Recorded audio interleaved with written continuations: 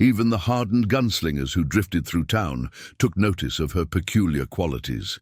Jack Two-Gun Martinez, a retired Texas Ranger who now ran the livery stable, had watched her walk past his corral one evening and swore there was something familiar about her bearing.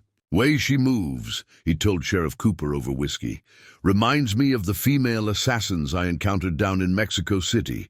Elegant as silk, deadly as a diamondback."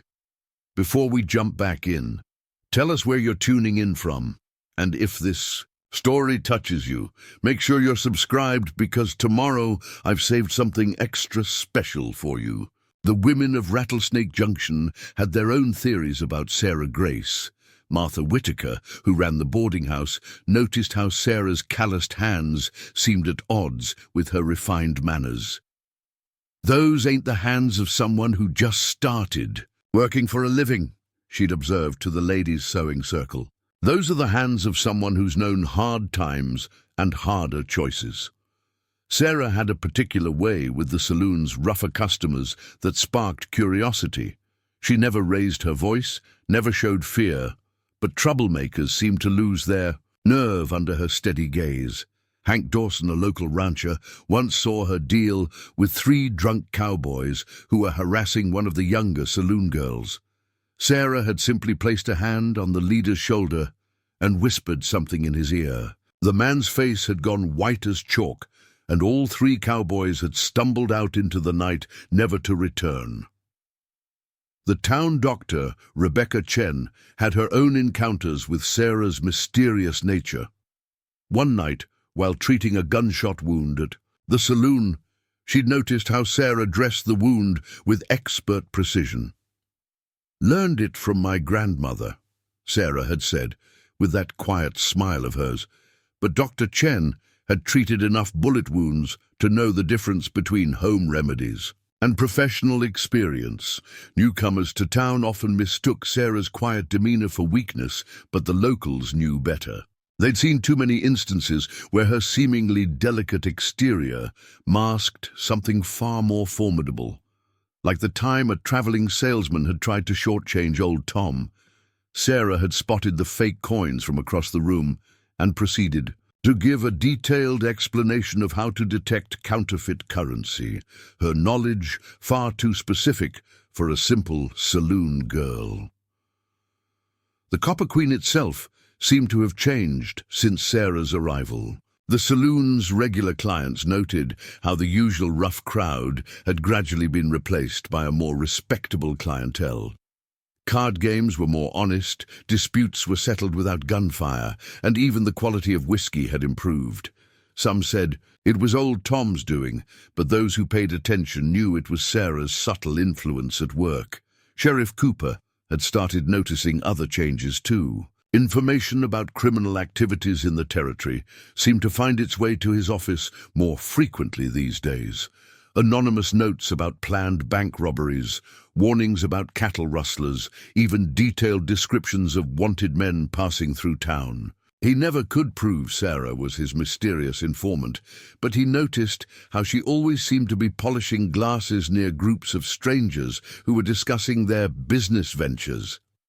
The town's Mexican population had a particular respect for Sarah, though few could explain exactly why. Doña Rosa, the oldest resident of Rattlesnake Junction's Mexican quarter, claimed she'd seen Sarah reading what looked like military dispatches written in Spanish. When questioned, Sarah had simply smiled and said she enjoyed foreign literature. But Doña Rosa had been married to a Mexican army officer in her youth, and she knew military codes when she saw them. As the sun began its descent toward the western horizon, Sarah moved through the Copper Queen with practiced ease, each step deliberate, each movement choreographed as if part of an elaborate dance. She had a way of anticipating needs before they were voiced. A fresh drink appeared just as a glass emptied. A potential argument was diffused before tempers could flare. A lonely soul found a sympathetic ear at exactly the right moment. Old Tom had started keeping a journal about the changes in his saloon since Sarah's arrival. "It's like having a guardian angel with a 6-shooter," he'd written. Never seen someone who could spot trouble so quickly and stop it so quietly. Sometimes I think she's got eyes in the back of her head and a nose for gunpowder. Ain't natural, but I ain't complaining. Throughout that long afternoon, as shadows lengthened and tension simmered, Sarah maintained her careful vigil. The three strangers who'd ridden through earlier had taken rooms at the Desert Rose Hotel across the street. Their horses were Mexican breeds, their gear was well-worn but expensive, and their spurs had an unusual design that Sarah seemed to study with particular interest as she swept the saloon's porch. The whispers about her past had grown more elaborate with time. Some said she'd been part of a secret government program training female agents during the Civil War. Others claimed she was connected to a mysterious organization of women who dealt in information and elimination of threats. A few even suggested she was the sole survivor of a massacred convent in Texas, though nobody could quite explain how that led to her current profession. But perhaps the most intriguing rumors came from the stagecoach drivers who passed through town. They spoke of a series of bank robberies across 3 states that had suddenly stopped 6 months ago, right when Sarah appeared in Rattlesnake Junction. The robberies had been unusual, no witnesses left alive, no clues except a single rose, petal at each scene, and always a woman's voice heard giving orders during the chaos. The total take had been over $100,000 in gold, never recovered. As the afternoon wore on, Sarah continued her routine, but those who knew her best noticed subtle changes in her behavior. Her movements became more precise, her attention more focused. She spent more time near the windows, and her right hand strayed more often to the slit in her skirt, where that pearl-handled derringer was rumored to hide. The world beyond the Copper Queen's swinging doors was about to change, though few could have predicted how dramatically. The 3 strangers across the street were just the beginning, the first ripples of a storm that would soon engulf Rattlesnake Junction in a tide of violence, revenge, and long-buried secrets. Some say true strength lies not in the weapons we carry, but in the secrets we keep. In the dust-swept town of Rattlesnake Junction, those words were about to take on a meaning that would shake the very foundations of the West.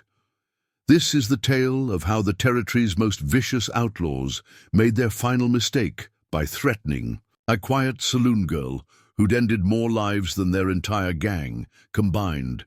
Rattlesnake Junction shimmered like a mirage in the Arizona heat, its weathered buildings standing defiant against the merciless desert sun. The town had earned its name, not just from the serpents that haunted its outskirts, but from the way it seemed to strike without warning at those who meant it harm. At the heart of this harsh paradise stood the Copper Queen Saloon, its faded grandeur a testament to dreams both fulfilled and broken. Most folks passing through barely noticed Sarah Grace as she moved between the saloon's tables, her steps light and measured, her auburn hair neatly pinned beneath a modest cap. She had a way of blending into the background, just another pretty face serving drinks to dusty travelers and local ranch hands. They never noticed how her deep green eyes caught every detail, every whispered conversation, every subtle movement. That might spell trouble. Old Tom Murphy, who'd run the Copper Queen for 15 years, had come to appreciate Sarah's peculiar ways since she'd arrived 6 months ago. How she always positioned herself to keep both the main entrance and the back door in view. How her delicate hands never trembled, even when breaking up the roughest bar fights. How she moved with a grace that seemed at odds with her simple saloon. Girl attire. The regulars called her Angel behind her back, though their tone carried equal parts admiration and unease. Some whispered she was too refined for saloon work, that she must have fallen from higher society. Others noticed how she never seemed startled, no matter how rowdy the crowd got, how she handled drunken cowboys with an ease that bordered on supernatural. Miss Eleanor Wells, the town's librarian, was one of the few who'd managed more than passing conversations with Sarah. She'd been surprised to find the saloon girl fluent in French and Italian, well-versed in European literature and art. But there was something in the way Sarah discussed Renaissance paintings that gave Eleanor pause. She spoke of their hidden symbolism and strategic compositions with the intensity of someone who'd studied them for more than just pleasure. The town's children had developed their own fascination with the mysterious saloon girl. They'd made a game of trying to startle her, jumping out from behind barrels or wagons. But somehow, Sarah always knew they were coming, greeting them by name without turning around, sometimes even having candies ready in her apron pocket. Little Maria Sanchez swore she'd seen Sarah practicing knife-throwing behind the saloon one morning, hitting marks so tiny they were barely visible in the dawn light. Even the hardened men who frequented the Copper Queen had learned to treat Sarah with careful respect. Buck Wilson, a notorious troublemaker, still wouldn't talk about the night he'd tried to force a kiss on her. All anyone knew was that he'd ended up face down on the bar, his arm bent at an angle that nature never intended, with Sarah calmly wiping glasses as if nothing had happened. Sheriff James Cooper, for his part, seemed amused by the speculation. Surrounding his town's most mysterious resident, when pressed about Sarah's background, he'd just smile and say some angels carried flaming swords, and it was best not to find out which ones. Those who knew Cooper's reputation as a judge of character noted how his hand never strayed far from his gun when strangers paid too much attention to Sarah's comings and goings. The afternoon sun hung heavy in the Arizona sky as Sarah arranged. Fresh flowers on the saloon's tables, her movements precise and economical. Inside the Copper Queen, old Tom watched from behind his bar, noting how her eyes flicked to the windows at regular intervals, scanning the street with mechanical precision. Tom had fought Apaches in his younger days, and something in Sarah's movements reminded him of their scouts, the way they could look relaxed while staying ready to kill at a moment's notice. A hot wind rolled down Main Street, carrying the tang of creosote and destiny. Anyone watching close enough might have noticed how Sarah's fingers lingered near the slit in her skirt when three strangers rode past, their faces shadowed by wide-brimmed hats. Her eyes tracked them with the same careful attention she gave to arranging her flowers, though she appeared absorbed in her task. The peace in Rattlesnake Junction had held for 6 months now, longer than anyone could remember in recent years. But those who'd lived in the West long enough knew that peace out here was like a scorpion in your boot, best to shake it out before it stung you. And for those who knew where to look, there were signs that the peace was about to be shattered in ways that would change Rattlesnake Junction forever. Miss Eleanor had noticed how Sarah had been spending more time in the library lately, poring over old newspapers from Texas and New Mexico. The librarian had caught glimpses of the articles that held Sarah's attention.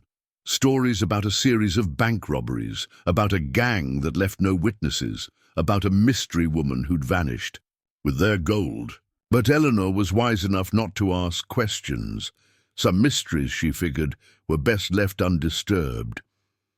Preparing and narrating this story took us a lot of time, so if you are enjoying it, subscribe to our channel. It means a lot to us. Now, back to the story. Little Maria Sanchez had seen something too, early one morning when she was supposed to be helping her mama with the laundry. She'd watched Sarah cleaning what looked like a fancy lady's derringer, the pearl handle glowing pink in the dawn light. But it was the way Sarah handled the weapon that caught Maria's attention, not like a saloon girl who kept a gun for protection, but like a gunslinger who lived by their iron. The whispers about Sarah's past traveled through town like tumbleweeds, each telling different but equally improbable tales. Some claimed she was a Boston debutante who'd fled a scandalous marriage. Others swore she was a famous actress in disguise.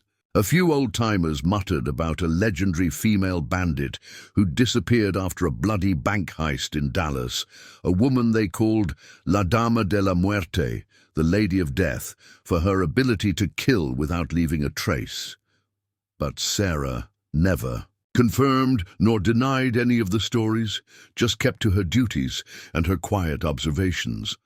She had a way of listening that made people want to talk, of blending into the background until folks forgot she was there.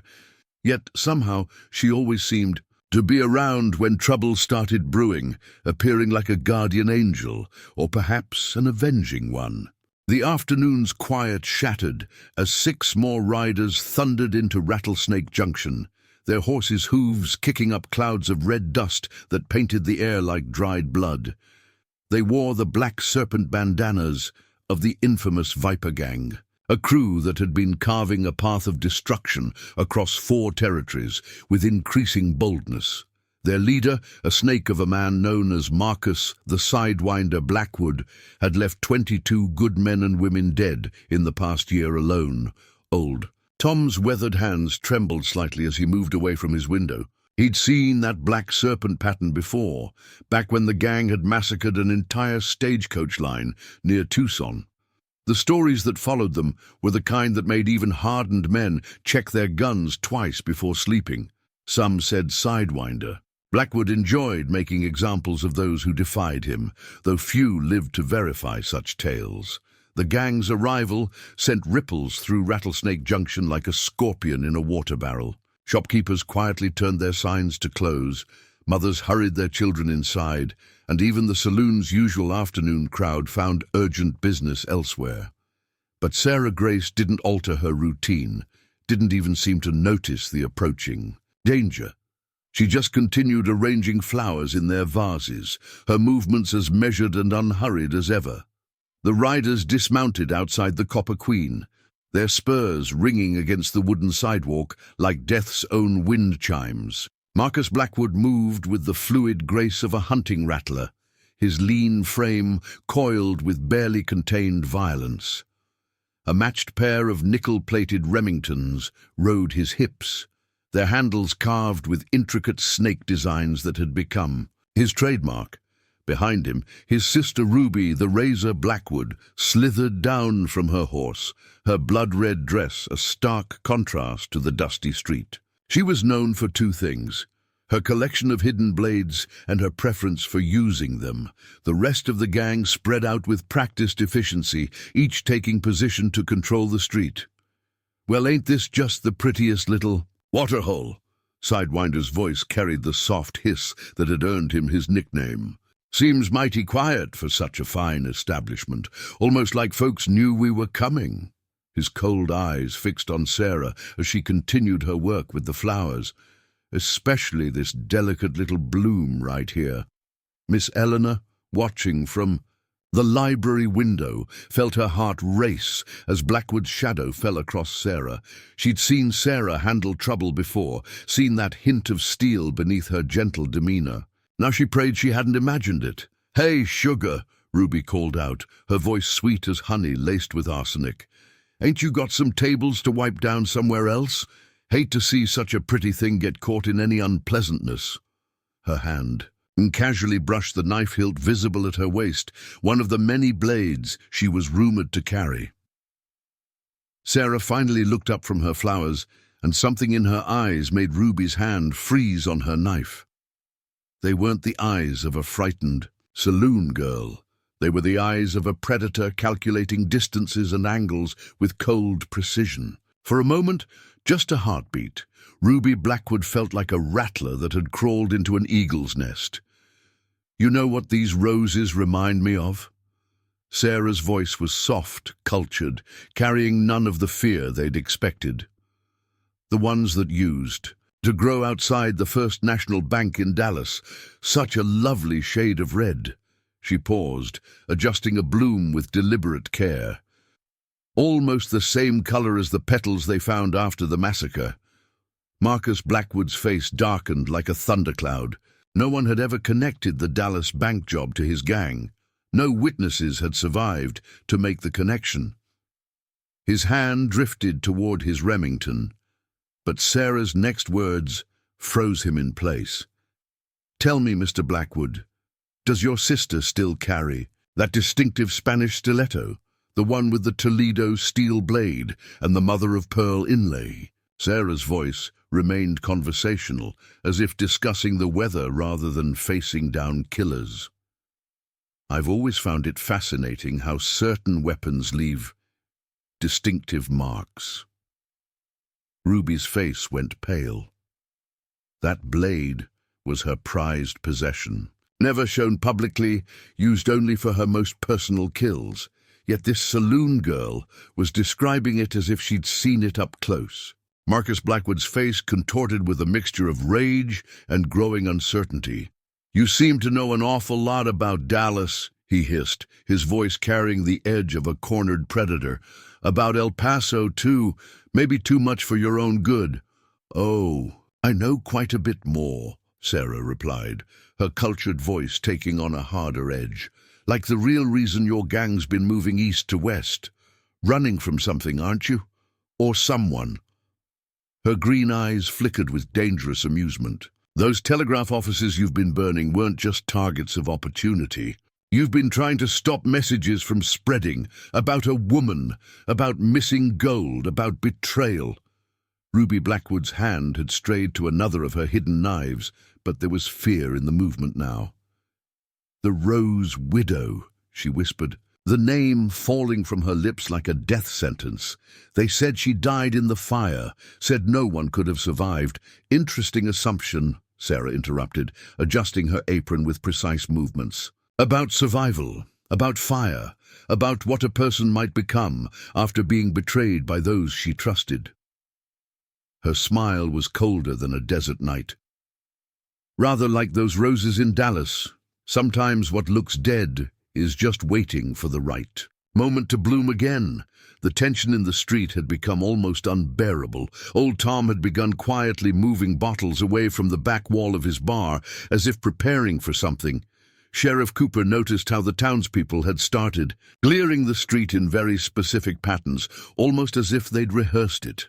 "You're bluffing," Marcus snarled, but his voice carried the tremor of a man trying to convince himself.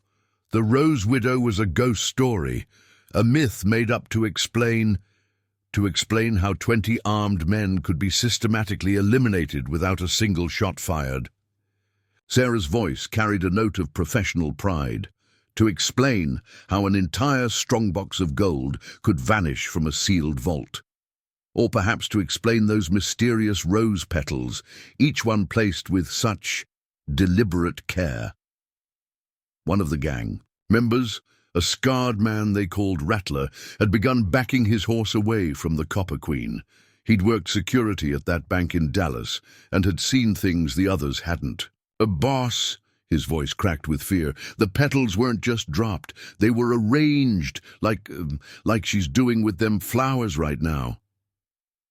The afternoon sun cast strange shadows through Sarah's roses, their silhouettes dancing on the wooden sidewalk like omens. Miss Eleanor, still watching from the library, noticed how those shadows seemed to point at each member of the Viper gang, like nature itself was marking targets. "You know what else I find fascinating?" Sarah continued, her movements becoming more deliberate, more precise. "How history tends to repeat itself, how people make the same mistakes, thinking they're writing a new story when they're really just following an old script." Her eyes met Marcus Blackwood's with predatory focus. Like believing numbers alone ensure victory. The Dallas bank had 40 guards. "How many men do you have left now, Marcus? After El Paso, after Phoenix, after all those mysteries, accidents?" The rest of the gang had begun shifting uneasily, looking at their leader with new eyes. They'd never questioned why their numbers had been dwindling, and had accepted his explanations about men taking their shares and retiring. But now, with Sarah's words hanging in the air like smoke, those disappearances took on a darker meaning. "The thing about roses," Sarah said softly, almost tenderly, as she lifted a blood-red bloom from its vase, "is that they're patient. They can wait through winter, through drought, through fire itself. Her fingers caress the petals with familiar intimacy. And when they finally bloom again, it's often in places where you least expect them. Like a quiet saloon in a dusty town, where a gang might stop to water their horses and find themselves. She smiled, that terrible, beautiful smile. Already arranged in a perfect pattern, Dr. Chen, her medical instincts sharp as ever, suddenly realized what had been bothering her about Sarah's movements. They weren't just precise. They were positioning each member of the Viper gang into specific spots, using their own aggression and uncertainty to guide them exactly where she wanted them. The wind had died completely now, as if the very air was holding its breath. Tomorrow would bring blood and judgment, but for now, a quiet saloon girl stood revealed as something far more lethal than any outlaw's nightmare. A ghost with patience, a rose with thorns, and a widow whose vengeance had been years in the blooming. The tension in Rattlesnake Junction's main street crackled like heat lightning before a storm. Marcus Blackwood's massive frame cast a long shadow in the fading light, but it was Sarah's smaller shadow that seemed to hold a darker promise. Her revelation had struck the Viper gang like a physical blow, leaving them shifting uneasily in the dust-laden air.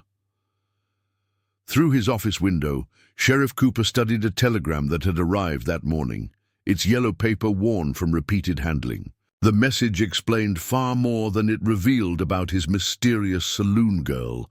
Rose widow confirmed active, Santa Fe incident classified, Viper gang connected to government conspiracy, protect Grace at all costs. Major Chen, Pinkerton, Detective Agency. The sheriff's weathered fingers traced the words while outside. An afternoon standoff was rapidly becoming something far more complex. Through his window, he could see Sarah standing in the street, calm as still water, while Marcus Blackwood's remaining men shifted nervously under the aimed rifles of Rattlesnake Junction's citizens. Fascinating thing about proper planning, Sarah continued her lesson, seemingly oblivious to the tension. The moment you realize you're in a trap is usually long after it was set. She adjusted her stance slightly, a movement so subtle most missed its significance, but Ruby Blackwood didn't miss it. She'd seen men die from smaller shifts in balance. Tell me something, Angel. Marcus's voice carried a desperate edge now. Those Pinkerton agents you worked with after Santa Fe, they offer you more money than a saloon girl's wages to look the other way, didn't they? The street went deadly quiet. Even the wind seemed to hold its breath. Sarah's eyes narrowed slightly, the first crack in her refined demeanor. Now that's interesting, she said softly. I never mentioned the Pinkertons. Marcus's scarred face split in a knowing grin.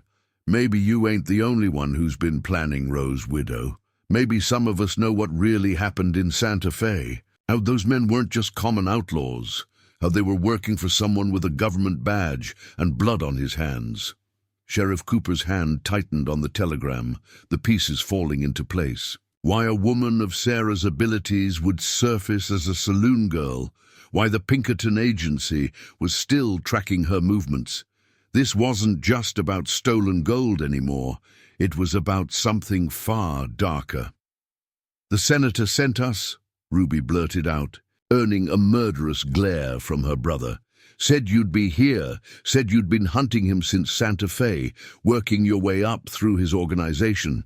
He figured you'd surface eventually, trying to protect some innocent town. Her laugh was bitter. Guess he was right. Sarah's refined manner had vanished entirely now, replaced by something ancient and lethal. Senator James Morrison, she said the name like a death sentence. Your patron, I presume?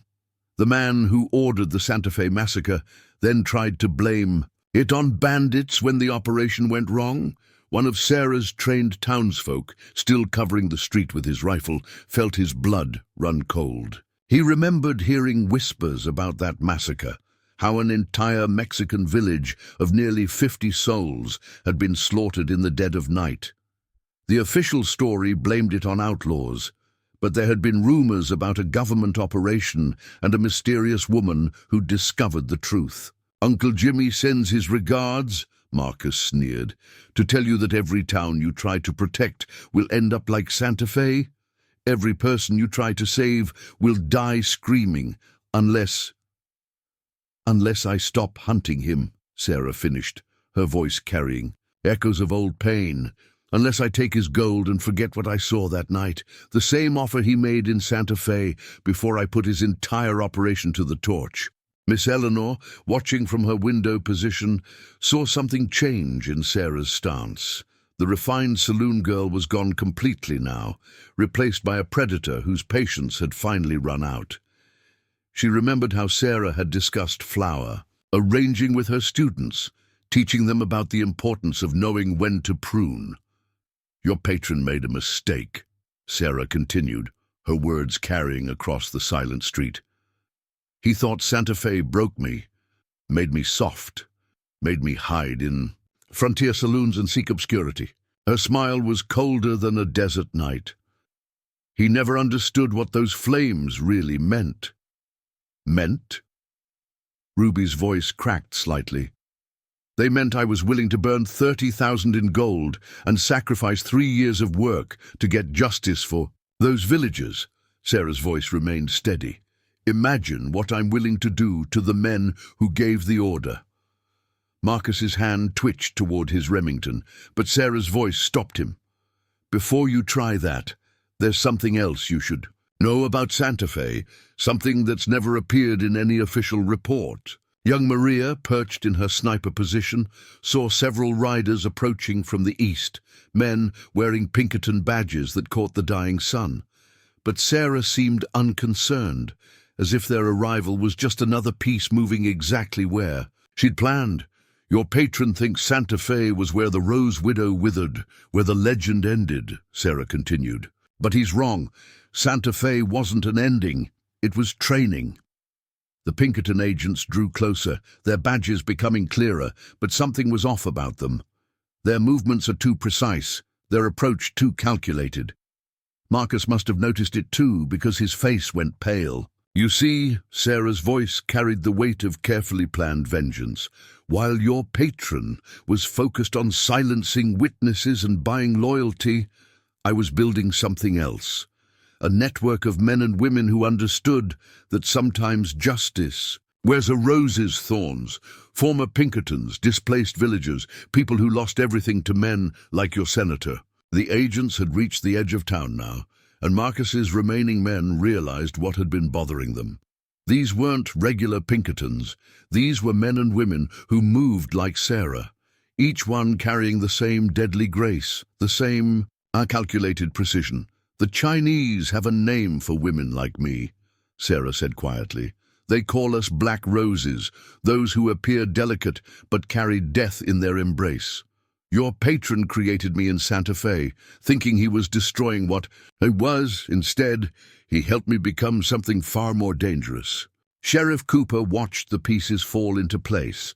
The quiet saloon girl serving drinks, training the townspeople in secret, positioning her people like pieces on a chessboard. It had all been building to this moment. The trap wasn't just the armed citizens or the hidden rifles. The trap was thinking Sarah was hiding from her past, when in fact she'd been preparing for war. The afternoon sun hung low in the Arizona sky, painting the street in shades of blood and gold. Marcus Blackwood's weathered face showed the first signs of genuine fear as he watched more of Sarah's agents take position around the town. Each one moved with that same deadly grace, that same refined precision that marked them as something far more dangerous than common lawmen. "You've been setting this up for months," he realized aloud, his voice carrying a mix of admiration and terror. "Every town we've passed through, every safe house we've used, all arranged," Sarah confirmed, adjusting her apron with the same care she might adjust a gun belt.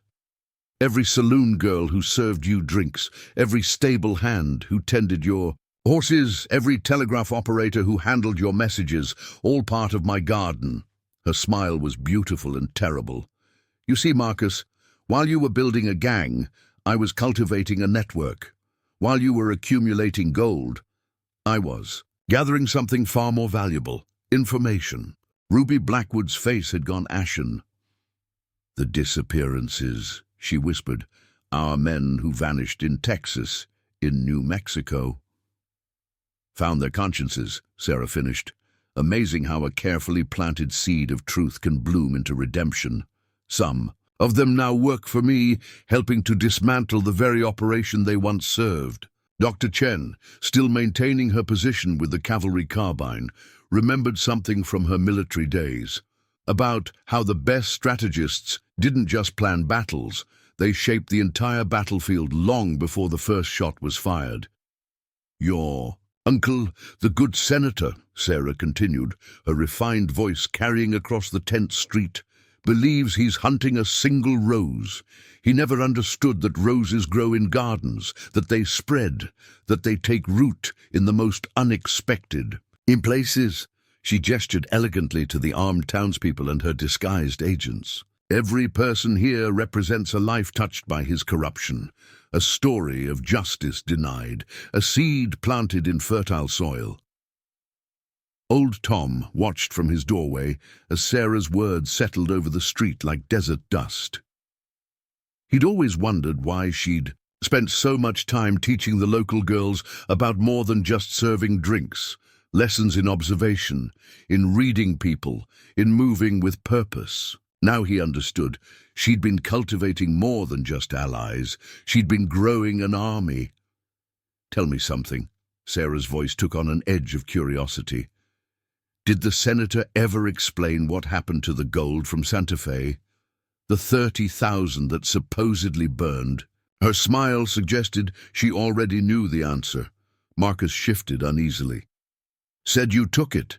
Said you played us all for fools. Sarah's laugh was like silver bells with steel cores. The gold was never the point, Marcus. It was the papers in the safe behind it. The ledgers, the letters, the carefully documented evidence of every corrupt official, every bought judge, every arranged murder. Her eyes glittered dangerously. Did you really think I'd let all that beautiful evidence burn? The realization hit the Viper gang like a physical blow. They weren't just facing a vengeful widow. They were facing someone who'd spent years meticulously documenting their entire criminal empire.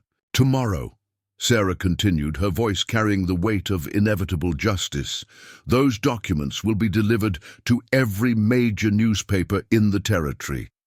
Copies have already been sent to territorial governors, to army commanders, to honest judges I've identified over the years. Your uncle's entire house of cards is about to collapse, and there's nothing he can do to stop it.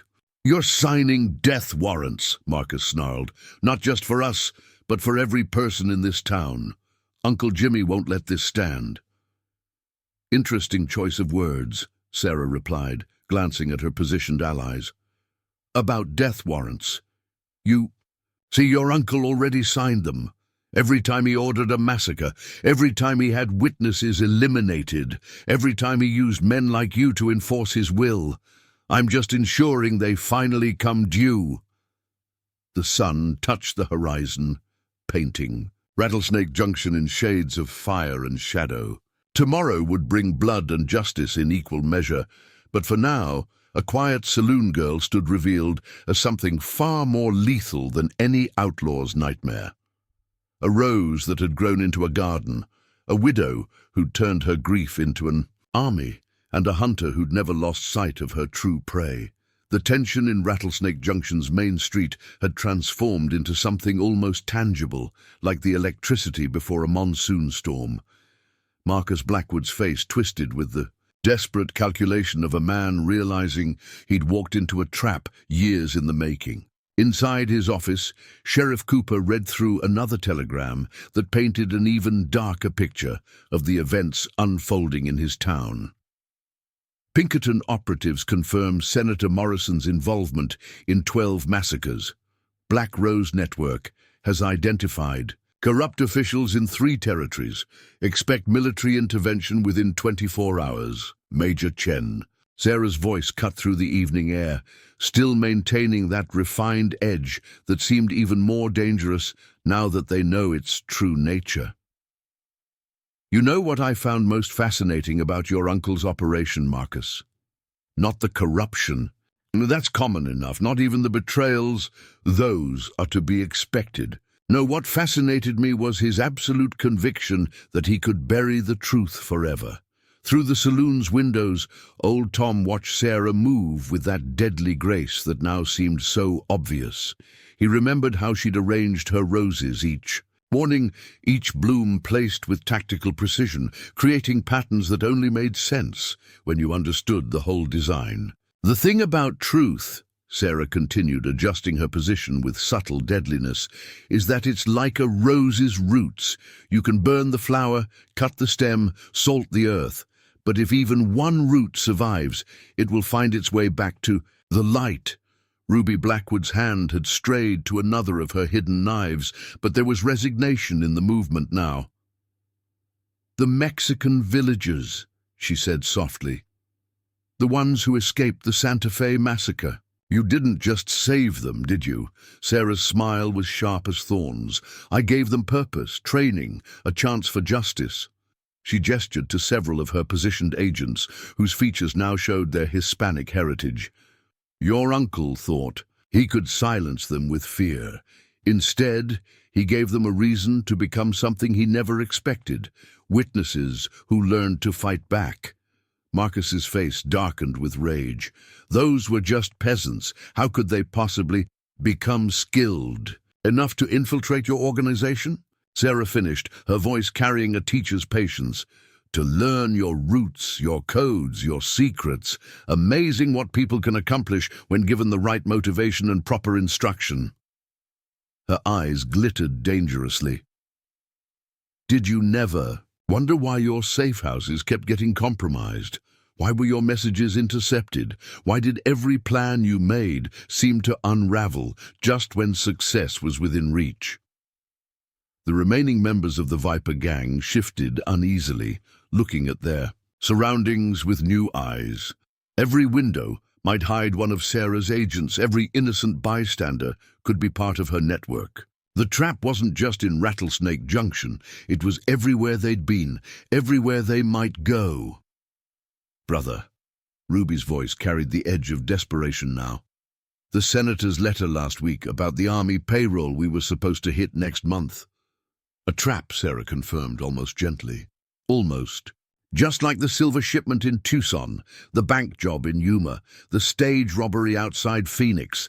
Every opportunity you've received in the past 3 months has been carefully arranged, designed to bring you here, to this moment. Dr. Chen, still maintaining her position, remembered something from her military service about how the most effective strategy wasn't just about winning battles, but about making your enemy think they're making their own choices while actually following your carefully laid plan. You see, Sarah continued, moving another step in her intricate dance of position, while you were focused on gold and guns, I was building something far more valuable. A network of eyes and ears, of people tired of living under the boot of corrupt power. Every servant in your uncle's house, every clerk in his office, every driver of his private carriages, they're all part of my garden now. A cold wind swept down the street, carrying the scent of sage and destiny.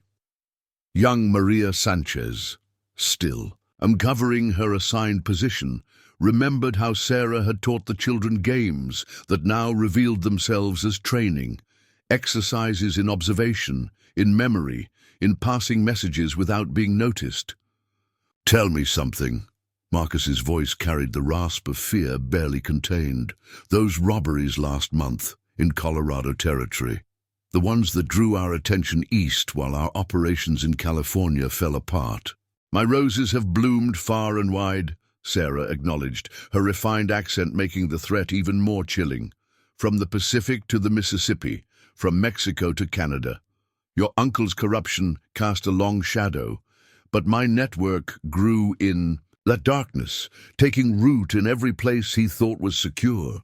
Sheriff Cooper studied the street with tactical eyes, finally understanding the full scope of what he was witnessing. Sarah hadn't just prepared for a confrontation. She'd orchestrated a complete dismantling of a criminal empire, using its own weight and momentum to ensure its destruction. The fascinating thing about power, Sarah mused, her voice carrying, across the tense street, is how it blinds men to the quiet strengths around them. Your uncle saw a woman alone and thought me vulnerable. He saw poor villagers and thought them powerless. He saw servants and thought them invisible. Her smile was terrible in its beauty. He never understood that true power isn't in the weapons you carry, but in the loyalty you cultivate. Miss Eleanor, watching from her position, remembered all the books Sarah had borrowed from the library. Not just the obvious ones about military strategy and history, but works on botany, on the cultivation of gardens, on the patient art of growing something beautiful from the darkest soil. You want to know the true genius of my plan? Sarah's voice took on an almost professorial tone. It's already succeeded. Even if you killed me right now, the evidence is already in motion. The witnesses are already placed. The documents are already distributed. She gestured to the setting sun. By sunrise tomorrow, your uncle's carefully constructed world will begin to crumble, piece by piece, revelation by revelation. Marcus's hand tightened on his gun, desperation warring with calculation in his eyes. Then we've got nothing left to lose. Might as well take you and this whole damn town with us. Interesting assumption, Sarah replied, her poise never wavering. About having nothing left to lose, about taking the town with you. She adjusted her apron with precise movements. Would you like to know what else I found fascinating about your uncle's operation? The wind had picked up, carrying dust devils that danced like restless spirits through the street. Old Tom noticed how each of Sarah's positioned allies seemed to shift with the wind, maintaining perfect coverage of every possible angle of attack or escape. Your uncle's greatest weakness, Sarah continued, her voice carrying that refined edge that now seemed sharp as a razor, wasn't his greed or his cruelty or even his arrogance. It was his absolute certainty that loyalty could be bought. Her eyes swept over the remaining members of the Viper gang. Tell me, how many of your own men do you trust completely? A subtle shift ran through the gang members, each looking at their companions with new suspicion. Sarah's smile was cold as desert frost. Would you like to know why your last 3 major operations failed spectacularly? She gestured elegantly to one of the gang members, a quiet man called Snake Eyes. Perhaps your trusted scout there could explain. He's been part of my network for 2 months now, ever since we saved his sister from your uncle's attention. Snake Eyes stepped away from the gang, his movement carrying the same fluid grace as Sarah's other agents. Marcus's face contorted with rage and betrayal. Or maybe, Sarah continued, her voice almost gentle now, you'd like to hear from your own sister about the real reason she's been pushing the gang to move west. She turned her gaze to Ruby, whose face had gone pale as chalk. About the evidence she's been gathering, the messages she's been passing ever since she discovered what really happened to her fiancé in Santa Fe. Ruby Blackwood's hand fell away. From her knife, tears streaming down her face. He was a good man, she whispered, a teacher in that village. James Morrison had him killed with all the others just to keep his operation secret. My own uncle. Her voice broke. I couldn't let it stand. The remaining gang members began backing away from their leaders, the entire structure of loyalty and fear crumbling before their eyes. Dr. Chen, watching from her position, recognized the tactical brilliance of it. Sarah hadn't just built a network of her own people. She'd turned the very foundation of her enemy's organization against itself. You see, Marcus, Sarah's voice carried almost maternal disappointment, while you and your uncle were focused on controlling territory, I was cultivating something far more powerful. the human heart's yearning for justice. Every person your operation hurt became a potential ally. Every life you destroyed planted another seed in my garden. Sheriff Cooper noticed movement at the edge of town, more riders approaching, but these wore army uniforms. Sarah seemed unsurprised by their arrival, as if they were just another blooming flower in her carefully tended garden. The truly fascinating thing about corruption, she continued, adjusting a rose in her hair with deadly precision, is how it carries the seeds of its own destruction. Your uncle's cruelty created enemies he never saw coming. His greed made people eager to turn against him. His arrogance made him blind to the quiet strength of those he thought beneath his notice. The army riders drew closer, their uniforms becoming clearer in the fading light. Marcus squinted at them, then his face went ashen. Those insignias, those are from the Judge Advocate General's office. Indeed, Sarah smiled, cold and beautiful. As winter sunrise, your uncle's military contracts have drawn quite a bit of interest lately. Amazing what a few carefully placed documents can reveal about missing supplies, murdered witnesses, and corrupted officers. She moved another step in her intricate dance of position, each movement precise as a choreographed ballet. Did you really think I spent 3 years just hiding in saloons? I was building cases, gathering evidence, turning your uncle's own people one by one. The army's been very interested in my findings. Little Maria, still at her post, remembered how Sarah had taught the children to play messenger, running information between trusted adults, learning to be invisible in plain sight. Now, she understood they'd been part of something much larger, helping to weave a web that would bring down an empire. Your uncle's reputation, Sarah continued, her voice carrying across the now silent street. His power, his entire organization, they're all built on quicksand. And like quicksand, the harder you struggle against what's coming, the faster you'll sink. The sun touched the horizon, painting Rattlesnake Junction in shades of blood and gold. The army investigators had nearly reached the edge of town, their presence adding another layer of inevitability to the scene. I'm going to tell you something now, Marcus. Sarah's voice took on an almost intimate tone. Something your uncle never understood about true power. It isn't found in the gold you steal, or the lives you take, or the fear you inspire. She gestured to the armed townspeople, her positioned agents, the approaching army officers. True power lies in the hearts you touch, the trust you build, the justice you serve. The wind picked up again, carrying the scent of sage and gunpowder. Tomorrow would bring revelations that would shake the territories to their core.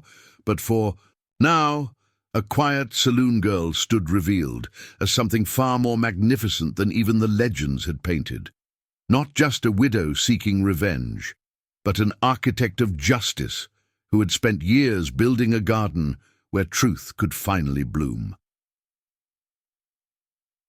Tahato. Tension in Rattlesnake Junction had reached a fever pitch as the army investigators approached. Marcus Blackwood's desperate eyes darted between Sarah, his sister Ruby, and the advancing military officers like a trapped wolf seeking escape.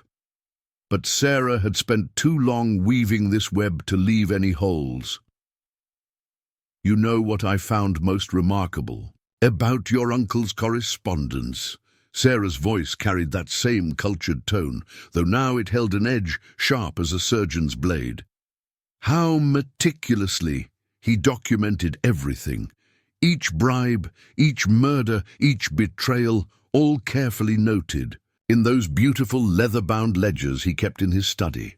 Through his office window, Sheriff Cooper could see more movement at the town's edges, not just the army investigators, but other figures taking position with military precision. He recognized some of them from Sarah's descriptions. Former victims of the senator's crimes, now trained as agents of justice. Tell me something, Marcus, Sarah continued, adjusting one of her roses with deliberate care. Did your uncle ever explain why he was so insistent on burning down that newspaper office in Denver last month, the one that was about to publish a story about missing army supplies? Marcus's face showed a flicker of uncertainty. Said it was getting too close to our operation, had to be done. Sarah's laugh was like silver bells with steel cores. Oh, he was right about it being too close, but what he didn't know was that the reporter who wrote that story— She gestured elegantly to one of her positioned agents, a woman who now removed her disguise. Was one of my roses all along. The real story, the real evidence, was already safely distributed to 20 other newspapers. Dr. Chen watched the scene unfold with professional detachment, noting how each revelation seemed to chip away at the Viper Gang's remaining confidence. She'd seen similar tactics used in military interrogations, the steady dismantling of certainty until nothing remained but truth. Your uncle's operation, Sarah continued, her movements precise as a dance instructor demonstrating proper form, wasn't just about stolen gold or murdered witnesses. It was about power, the power to shape territory laws, to control military contracts, to decide who lived and who died in these lands. The army investigators were close enough now that their insignias were clearly visible, the crossed swords of the Judge Advocate General's office glinting in the fading light. Marcus's face showed recognition, then fear. Those investigators, he whispered, they're from the same unit that's been investigating military corruption in 3 territories. Very good. Sarah nodded as if praising a student's observation. The same unit that's been receiving anonymous tips about missing supplies, about murdered witnesses, about a certain senator's connection to supposedly random acts of violence across the territories. Ruby Blackwood, still standing apart from— Her brother spoke up with bitter understanding. The military contracts, the weapon shipments that always seemed to disappear at just the right moments. That wasn't just banditry, was it? Your uncle, Sarah confirmed, has been arming every major outlaw gang from Texas to California, creating chaos he could use to justify martial law, to push through land grabs disguised as security measures. Her smile was cold as desert frost. But he made one crucial mistake. Old Tom, watching from his doorway, saw something shift in Sarah's stance, a subtle change that spoke of approaching action. He remembered how she'd spent months teaching the townspeople not just to shoot, but to recognize such signals. He assumed, Sarah continued, that the servants in his house, the stable hands in his yard, the maids who cleaned his study, they were all invisible to him, beneath his notice. Her eyes glittered dangerously. He never considered that they might be able to read, to remember, to pass along every detail of his operation to someone who could use that information. The wind had picked up again, carrying the scent of sage and gun smoke. Young Maria Sanchez remembered how Sarah had taught the children to memorize details of strangers passing through town, their weapons, their horses, their conversations. Now she understood they'd been gathering intelligence all along. The fascinating thing about power, Sarah mused, her voice carrying across the tense street, is how it creates its own blindness. Your uncle saw my roses working in his house, serving in his saloons, cleaning his offices, but he never truly saw them, never imagined they could be anything more than background decorations. Marcus's hand had strayed back to his gun, but there was hesitation in the movement now. Those ledgers, he said slowly, the ones in his study, they're not there anymore, are they? Sarah's smile was beautiful and terrible. Amazing what a good maid can accomplish during spring cleaning. Every document, every letter, every piece of evidence, all carefully copied and distributed through my network. Your uncle's been wondering why his most trusted allies have been distancing themselves. Lately, why certain judges have suddenly recused themselves from cases, why military contracts have been quietly cancelled. The army investigators had almost reached the confrontation now, their faces showing grim determination. Sarah continued her lesson, her voice carrying that same refined edge. But perhaps the most fascinating aspect of all this, she adjusted, her position with fluid grace, is how your uncle's own paranoia helped seal his fate. All those detailed records he kept, thinking they protected him, blackmail material on his conspirators, evidence against his rivals. They've become the perfect weapon for his destruction. Miss Eleanor, still covering her position from the library window, remembered how Sarah had spent hours studying law books, military regulations, and territorial statutes. Now she understood. Sarah hadn't just been building a case, she'd been ensuring it would be legally unassailable. "The thing about roses," Sarah continued, her voice taking on an almost contemplative tone, "is that they require such careful cultivation. Proper soil, adequate water, regular pruning." Her eyes met Marcus's with predatory focus. "And sometimes, to ensure the garden thrives, you have to remove the weeds, thoroughly, permanently." A sudden commotion erupted from the Desert Rose Hotel. Two more of Sarah's agents emerged, dragging a well-dressed man between them. His expensive suit was dusty, his carefully trimmed mustache disheveled. "Ah!" Sarah's smile was sharp as thorns. "Special Agent Harrison, how kind of you to join us." She turned her attention back to Marcus. "Your uncle's pet investigator has been in town for 3 days, staying in the room right above mine. He thought he was watching me. Instead," she gestured to the captured man, "he was just another bloom in my garden." The federal agent's face showed a mix of rage and disbelief. "How did you know?" "The fascinating thing about corruption," Sarah replied, still arranging her flowers with precise movements, "is how it leaves traces. Like the way you always stayed at the finest hotels while on a government salary, or how investigations into your cases always seem to lose crucial evidence." Dr. Chen noticed something subtle in Sarah's positioning. She wasn't just controlling the street, she was orchestrating a performance. Each revelation, each new player brought forth, was another step in a carefully choreographed dance of justice. "Your uncle," Sarah continued, addressing Marcus while never taking her eyes off the captured agent, "thought he had the law safely in his pocket. He never considered that some of us might be playing a longer game." She adjusted her apron with deliberate care. "Tell them about the real reason you're here, Agent Harrison." The man's defiance crumbled under her steady gaze. The senator, he knew something was wrong. His allies starting to distance themselves, investigations he thought were buried suddenly reopening. "He sent me to find out who was behind it. And instead," Sarah's voice carried almost maternal disappointment, "you walked right into my web, just like Marcus here, just like the Viper Gang. All of you are so convinced of your own cleverness that you never saw the bigger picture." Ruby. Blackwood had begun to laugh, a bitter, broken sound. "The salon girl in disguise, the whole innocent act. We thought we were hunting you, but you were just gathering you all in one place," Sarah finished. "Like attracting flies with honey, your uncle's pet investigator, his most trusted lieutenants, his own family, all here to witness the final blooming of my garden." The army investigators had reached the edge of the confrontation now, their presence adding weight to every word.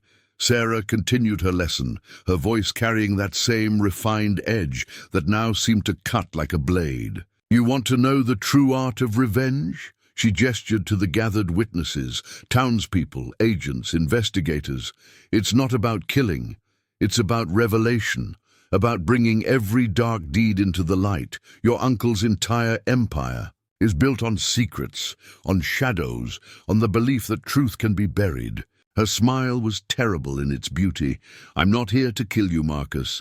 I'm here to expose you, all of you." Sheriff Cooper watched as more figures emerged from the gathering darkness. Mexican villagers who'd survived Santa Fe, former soldiers. who'd refused to participate in massacres, families of witnesses who'd been silenced. Each carried papers, letters, documents that formed pieces of Sarah's devastating puzzle. By sunrise tomorrow, Sarah continued, every newspaper from here to Washington will be running the story. Every piece of evidence, every witness statement, every carefully documented crime, all coming to light at once. Your uncle's allies are already deserting him, trying to save themselves before the flood.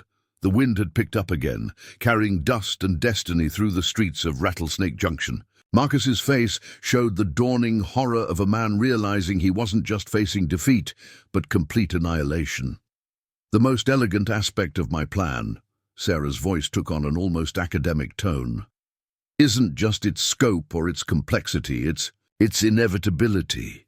Even if you killed me right now, even if you burned this whole town to the ground, you couldn't stop what's coming. The truth, like my roses, has already taken root. Old Tom, still watching from his doorway, finally understood the full magnificence of what he was witnessing. Sarah hadn't just built a case or gathered evidence. She'd orchestrated a complete dismantling of a corrupt empire, using its own weight and momentum to ensure its destruction. You see, she continued, her movements liquid smooth as she positioned herself for what was to come. While your uncle was building his kingdom on blood and lies, I was cultivating something far more powerful. Hope. The hope of justice. The hope of truth. The hope that even the most powerful men can be brought low by those they thought powerless. The setting sun painted Rattlesnake Junction in shades of fire and shadow, each moment pregnant with the weight of approaching destiny. In this dying light, Marcus Blackwood's face showed something beyond fear, the terrible recognition of a man seeing his own doom written in elegant, flowering script. Those ledgers, Agent Harrison spoke up suddenly, his voice cracking. The ones from the senator's study. You didn't just copy them, did you? His face showed dawning horror. The originals, they're not where he thinks they are. Sarah's smile was like moonlight on a razor's edge. Amazing what people will reveal when they think they're in control. Your master actually showed them to me himself 3 years ago in Santa Fe, right before he tried to have me killed. She adjusted a rose in her hair with deadly precision. He was so proud of his record-keeping, his careful documentation of every crime, every conspiracy. He thought those books protected him, blackmail material to keep his allies in line. Ruby, Blackwood's eyes widened. The fire in Santa Fe, the one where you supposedly died, was rather selective in what it consumed, Sarah finished. While your uncle was celebrating my apparent demise, I was carefully extracting every document, every letter, every piece of evidence from his precious study, the ones he has now, beautiful forgeries crafted by one of the finest art collectors. In San Francisco, another rose in my garden, Dr. Chen watched how this revelation rippled through the gathered witnesses. She'd seen similar moments in surgery, when removing a bullet revealed far more extensive damage than initially suspected. You know what truly fascinates me about this moment? Sarah's voice carried that same cultured tone, though now it held an edge that could cut through steel. How history has a way of coming full circle. 3 years ago in Santa Fe, your uncle stood over me just like this, thinking he had won, thinking he had buried all his secrets along with an entire village of... But perhaps the most fascinating aspect, Sarah continued, her voice carrying that same refined edge that now seemed to cut through the very air, is how your uncle's own vanity ensured his destruction. He was so convinced of his own cleverness, so certain of his power, that he never noticed the subtle changes in his precious ledgers over the past 3 years. Sheriff Cooper's hand tightened on the telegram he still held. The forgeries, they're not exact copies, are they? Every month, Sarah confirmed, small details in those books changed. Account numbers, dates, names. Each change is carefully calculated to lead investigators down specific paths, to reveal connections that had been too well hidden before. Her smile was cold as desert frost. Your uncle's been unknowingly documenting his own destruction, signing confessions he didn't even realize he was making. Marcus shifted his weight, his gunfighter's instincts warring with the growing certainty that he was facing something far beyond his experience. "The telegraph offices," he said slowly. "The ones we've been ordered to hit, they weren't random. Every burned office, every stolen message, every interrupted communication, all carefully orchestrated to make your uncle reveal his own network." Sarah's voice carried almost maternal pride. "Each time you attacked a telegraph office, you forced his allies to use alternate routes of communication, exposed new connections, revealed hidden partnerships. Little Maria Sanchez, still at her post, remembered how Sarah had taught the children to play with flowers, showing them how to weave complex patterns that only made sense when viewed from above. Now she understood.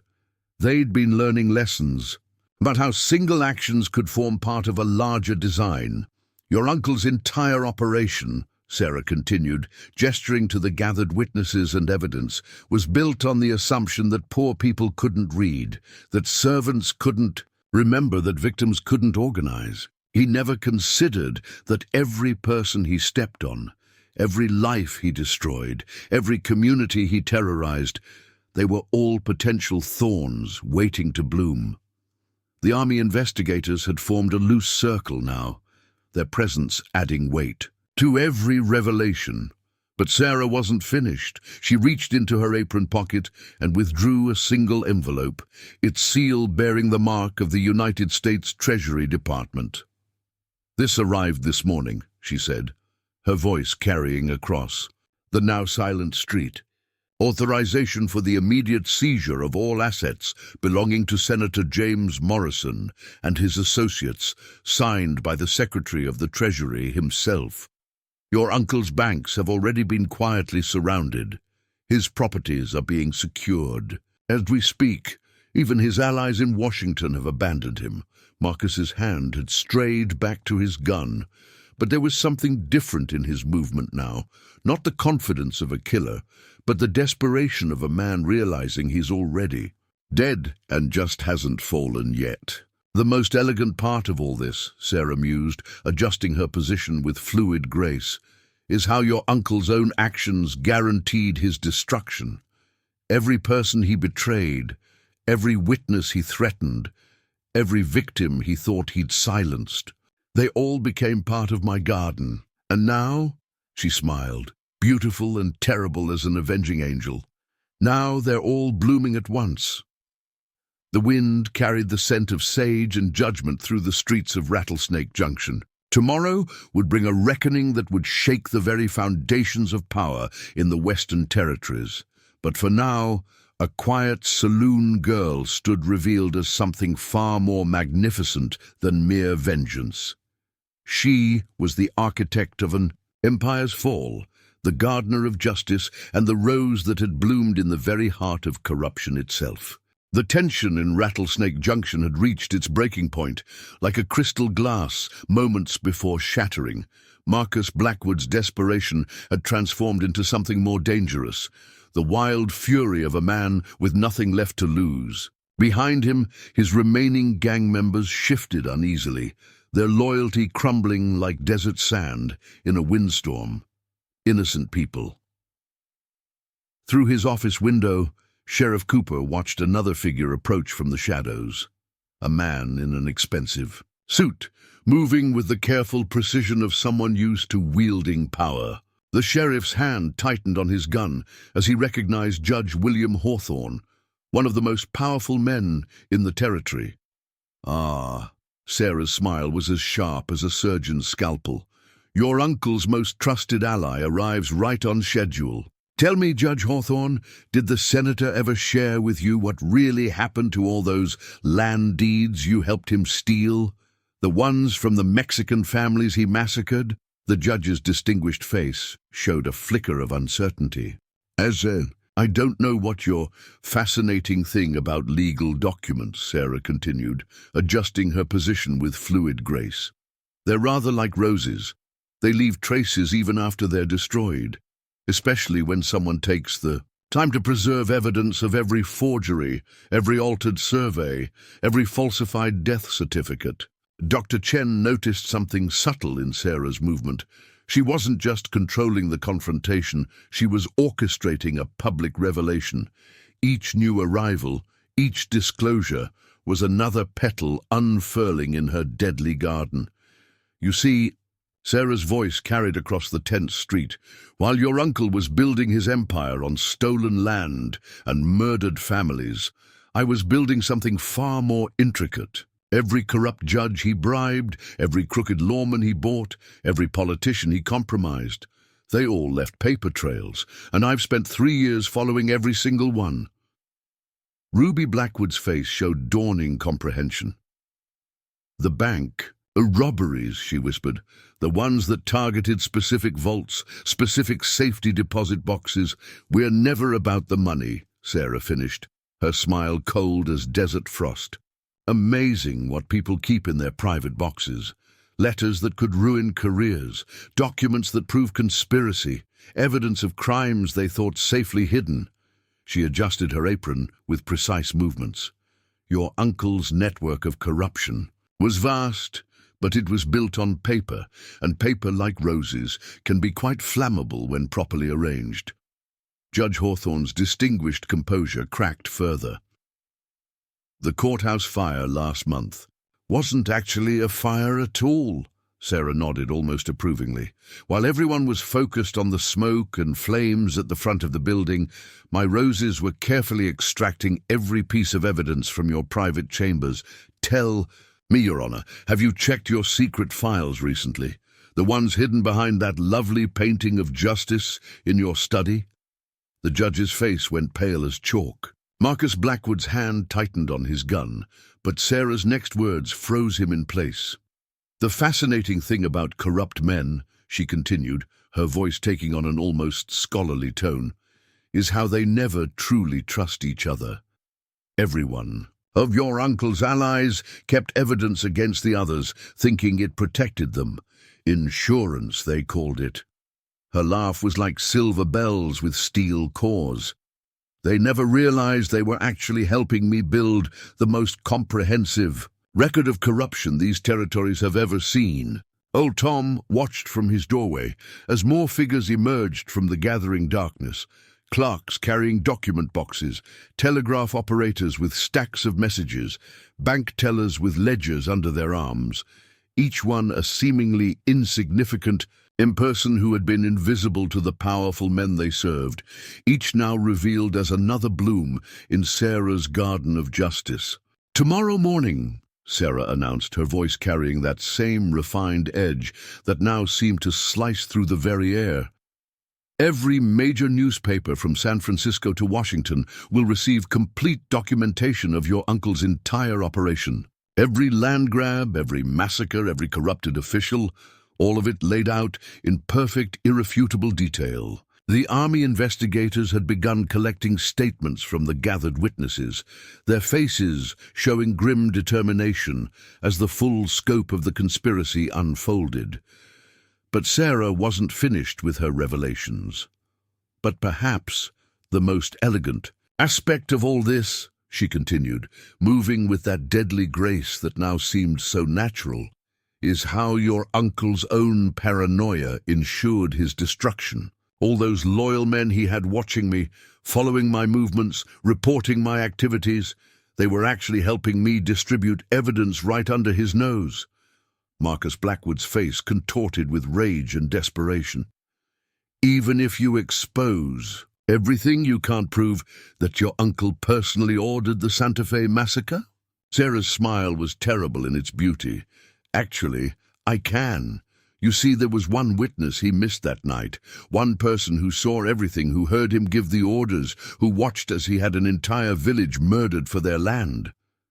She reached into her apron pocket and withdrew a folded document. Would you like to know who that witness was, Marcus? The street had gone deadly quiet. Even the wind seemed to hold its breath. Judge Hawthorne's distinguished face showed the first signs of real fear as Sarah unfolded the paper with deliberate care. "Your mother's last confession," Sarah said softly, her voice carrying across the silent street. "Written on her deathbed 6 months ago, witnessed by a priest who happened to be another rose in my garden. She couldn't live with the guilt anymore. Couldn't bear the weight of what she'd seen her brother do." Marcus staggered as if physically struck. Ruby's face had gone white as chalk. "Mother, she was there. She was visiting your uncle's ranch that night," Sarah confirmed, her voice gentle now.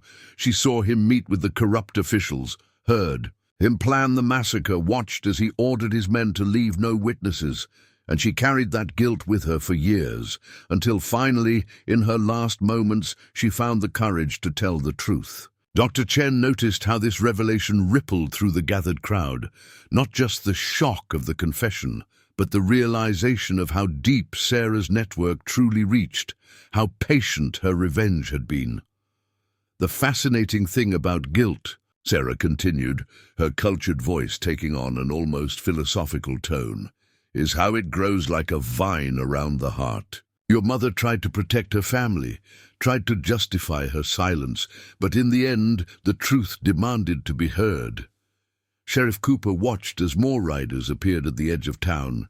Not military this time, but civilians, Mexican families, on horseback, their faces bearing the weight of long-carried grief and the fierce light of approaching justice. "Do you recognize any of them?" Sarah asked, gesturing to the newcomers. "They're the survivors, Marcus, the children who escaped the massacre, the families who lost everything. For 3 years, I've been gathering them, protecting them, preparing them for this moment." Her smile was cold as desert frost. "Would you like to hear their testimonies? About how your uncle's men murdered their parents? About how Judge Hawthorne here helped falsify their death certificates so their land could be stolen?" The judge took an involuntary step backward, his legal authority crumbling in the face of dozens of witnesses he'd thought long dead. Marcus's remaining gang members had begun to distance themselves from their leader, reading the changing winds. "But the truly elegant part of all this," Sarah continued, her movements precise, as a dance instructor demonstrating proper form, "isn't just the evidence or the witnesses. It's how your uncle's own actions guaranteed his downfall. Every person he hurt, every family he destroyed, every life he ruined, they all became part of something larger, a garden of justice growing in the very shadow of his power." Young Maria Sanchez, still at her post, noticed something in Sarah's stance, a subtle shift that spoke of approaching action. She remembered how Sarah had taught them that the most dangerous moment was just before the strike, when everything appeared most calm. "Your uncle built his empire on fear," Sarah's voice carried across the tense street.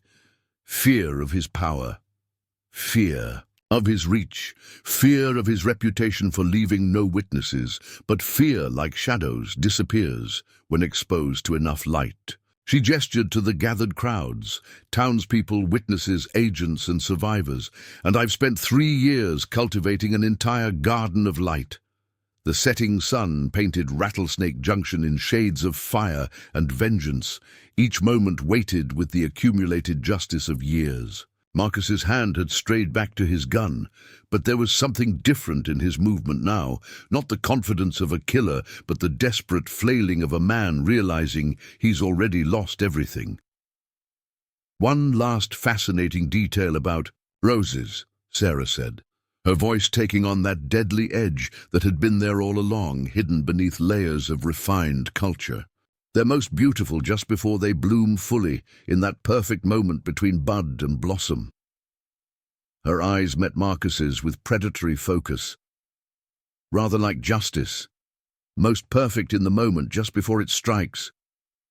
The wind picked up, again, carrying the scent of sage and destiny through the streets of Rattlesnake Junction.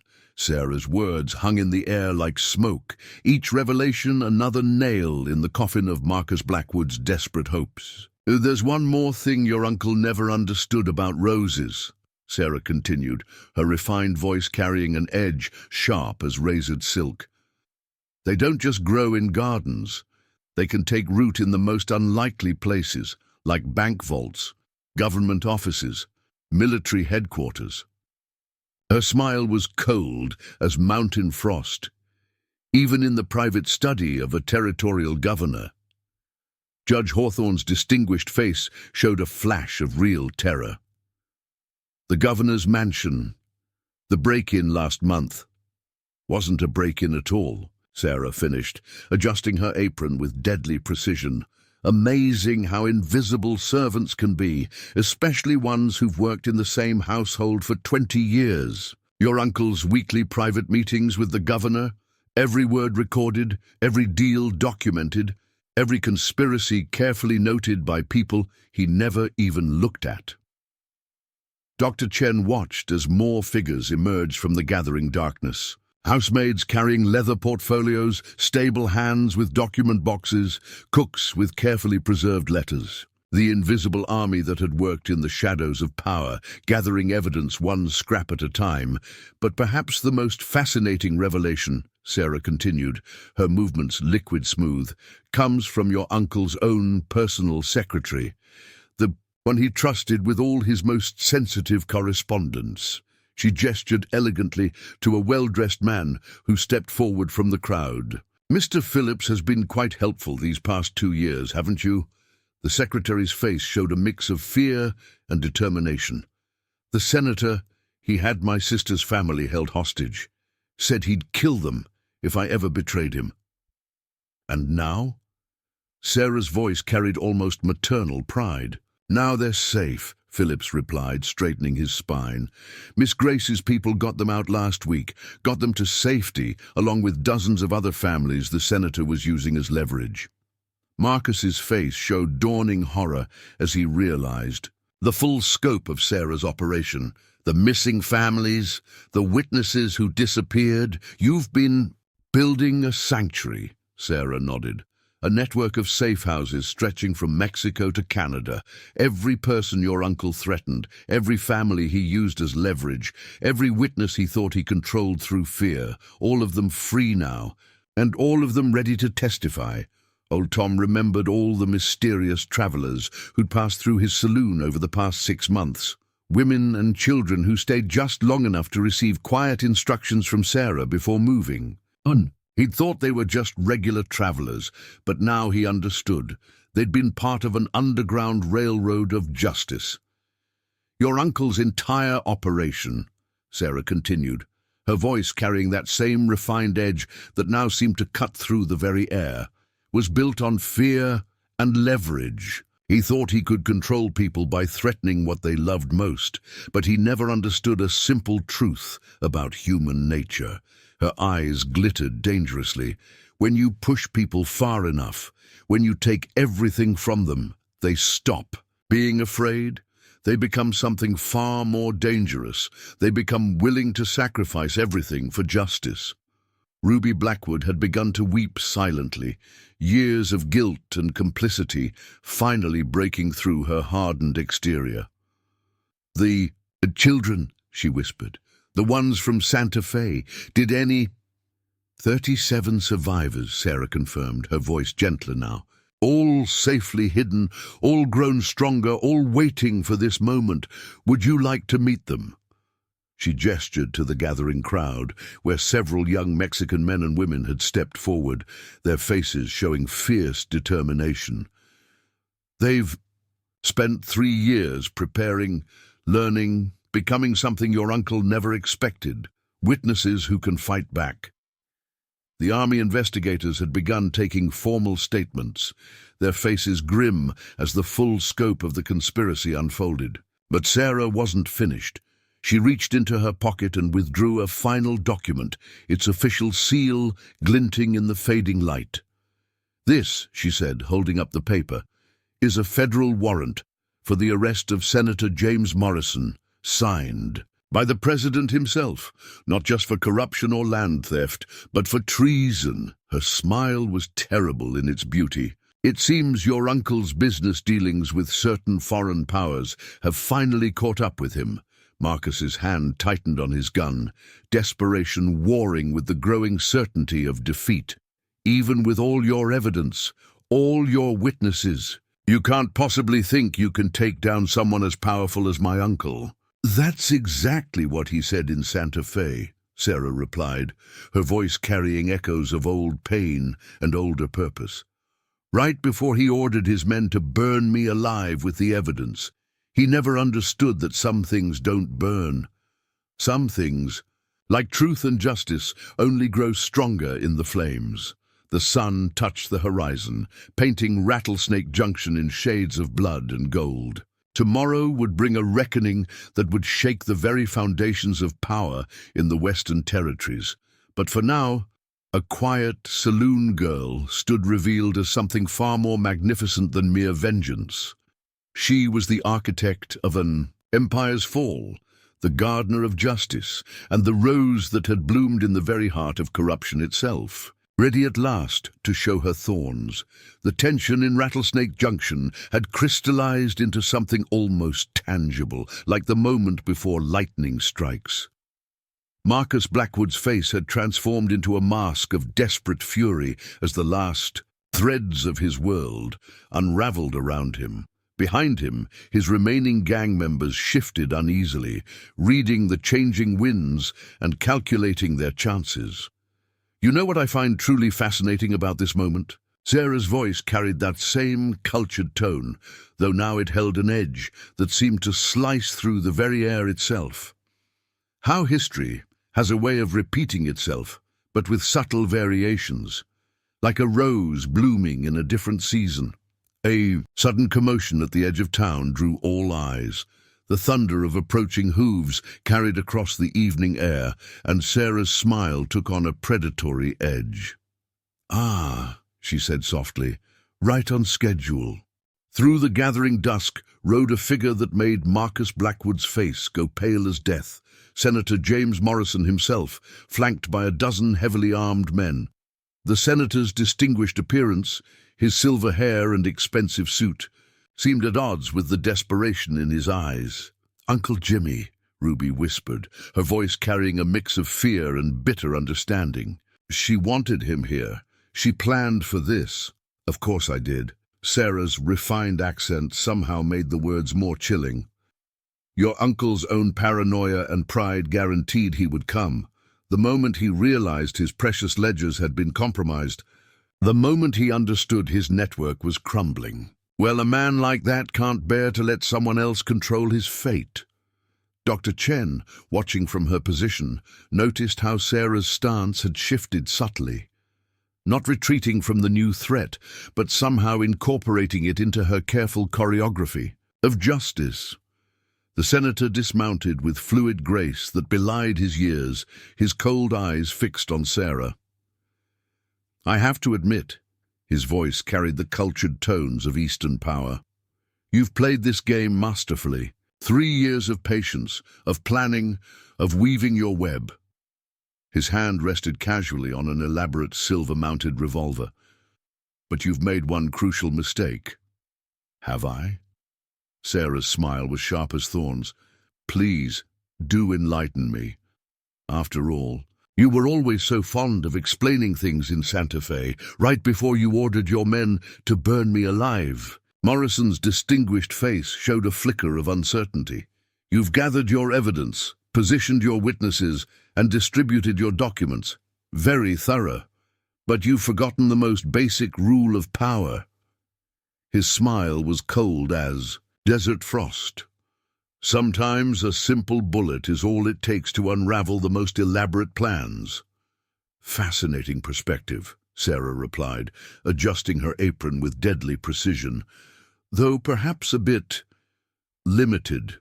You see, you're still thinking, like a man who believes he can control the story through force. But I learned something very important from you in Santa Fe, something about the true nature of power."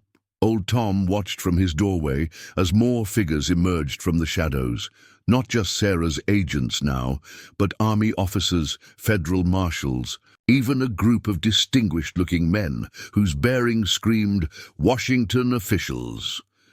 "Power," Sarah continued, her voice carrying across the tense street, "isn't in the bullet or the trigger.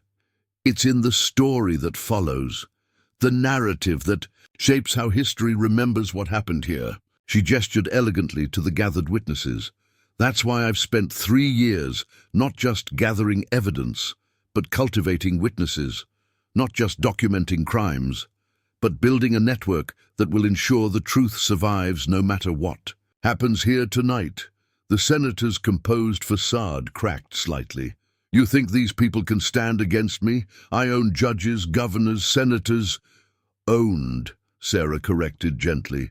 "Past tense." Amazing how quickly allies desert a sinking ship, especially when provided with evidence of their own complicity. "Tell me, have you checked your private telegraph messages today? The ones from your partners in Washington?" Morrison's face showed the first real flash of fear. "What have you done?" "I simply took a page from your own book." Sarah's smile was terrible in its beauty. "All those careful records you kept, all that blackmail material you gathered on your allies, I made sure it reached exactly the right people at exactly the right time. As we speak, your former friends are falling over themselves to cooperate, with federal investigators, each trying to be the first to make a deal." The senator's hand tightened on his silver-mounted revolver. "You've grown a bold little rose, bolder than Santa Fe. But you've forgotten something crucial about that night." His smile was as cold as a snake's. "I didn't just try to burn you. I made you watch as my men killed everyone you tried to protect. Those villagers, those families, their blood is on your hands as much as mine." Sarah's refined demeanor didn't waver, but something deadly flickered in her eyes. "Fascinating theory, though perhaps you should share it with some of my other guests." She gestured to the gathering darkness, where more figures had emerged. Mexican men and women, their faces bearing the marks of old grief and newer strength. "Impossible," Morrison whispered, his composed facade cracking further. "They died. I saw them die." "You saw what I wanted you to see," Sarah's voice carried. That same cultured tone, though now it held an edge that could cut through steel. "While you were so focused on the flames, on the screams, on your own moment of supposed triumph, you missed something rather important." Her smile was sharp as razored silk. "I wasn't working alone that night." Dr. Chen watched as more of Sarah's agents stepped forward, their disguises falling away to reveal faces that the senator clearly recognized. His distinguished features showed mounting horror as he realized the full scope of what he was seeing. "Your own men," Sarah continued, adjusting her position with fluid grace. "The ones you trusted most, the ones you thought were loyal. Amazing how people's allegiances can shift when they discover they're working for a monster." She gestured to several of the armed men who had accompanied Morrison into town. "Would you like to show your true colors now, gentlemen?" 3 of the senator's escorts immediately moved away from him, taking positions alongside Sarah's other agents. Morrison's face contorted with rage and betrayal. "Thompson, Rodriguez, even you, Matthews?" "We've been part of her network for 2 years, Matthews replied, his voice carrying old shame and newer purpose. "Ever since we found out what really happened to those families in Santa Fe, what you made us do." The wind had picked up, carrying the scent of sage and approaching justice. Young Maria Sanchez, still at her post, noticed how Sarah's positioned allies had begun moving in a careful pattern, like the petals of a deadly flower slowly closing around its prey. But perhaps the most fascinating aspect of all this, Sarah's voice took on an almost academic tone, is how your own pattern of betrayal ensured your destruction.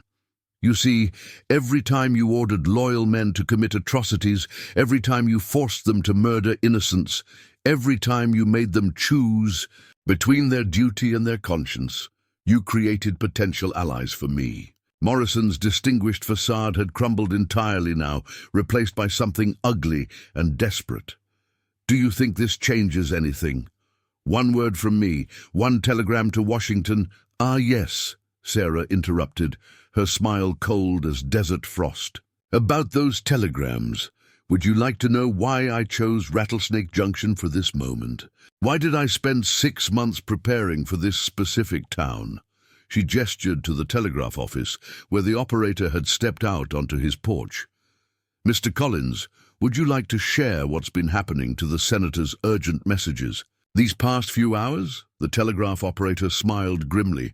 Haven't been able to get a single message through, Senator. Lines seem to be down all the way to Washington, though strangely enough, they're working just fine for certain other communications, like those federal warrants that kept coming in all afternoon. Sheriff Cooper watched as more riders appeared.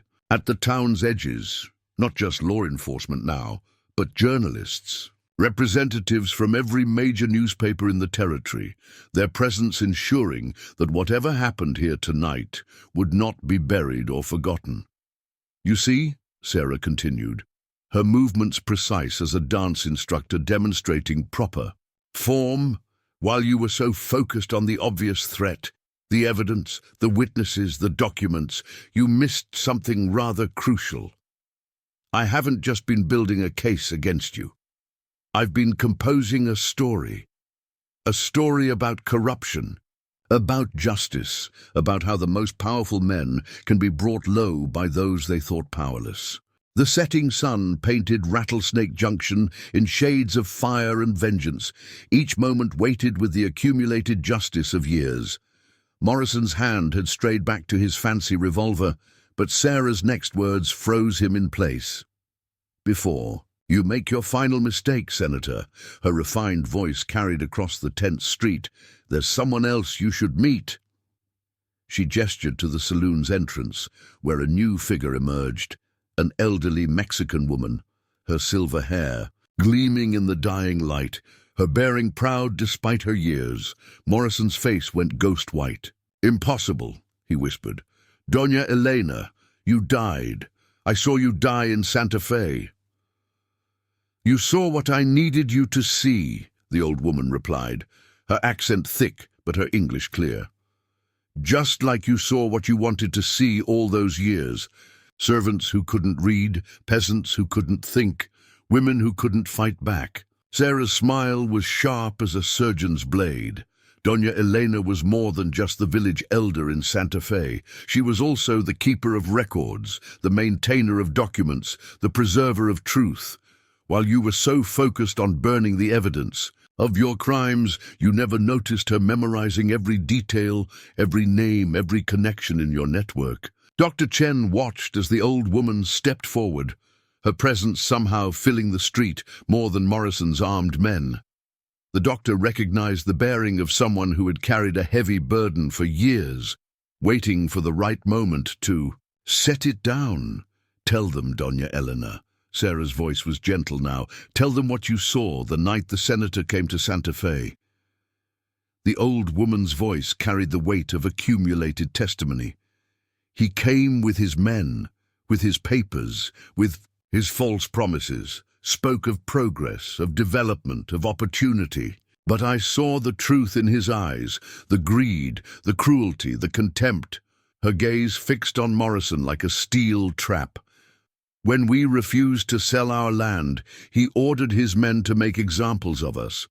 But he didn't just want our deaths. He wanted our humiliation, made us watch as he burned our deeds, our records, our history. Morrison's composed facade had shattered completely now, replaced by something ugly and primitive. You're just a servant, he snarled. A peasant. Who would believe? Everyone, Sarah interrupted smoothly. You see, Doña Elena didn't just memorize your crimes. She taught them to others, passed them down like folk tales, kept the truth alive in the hearts and minds of survivors. While you were building your empire on paper and gold, she was building something far more powerful, a living testimony that couldn't be burned or buried. The wind had picked up again, carrying the scent of sage and approaching judgment. Young Maria watched as more figures emerged from the shadows, not just survivors now, but their children, their relatives, entire families who had carried the truth of Morrison's crimes like burning coals in their hearts. "The fascinating thing about power," Sarah continued, her movements liquid smooth as she positioned herself, "is how it blinds men to the strength of those they oppress. You thought you could silence us with violence, bury us under false documents, erase us from history itself." Her smile was cold as mountain frost. "Instead, you gave us a purpose, a mission, a reason to become something far more dangerous than mere victims." Sheriff Cooper noticed something subtle in the gathering crowd, how they moved with military precision, how they positioned themselves with tactical awareness.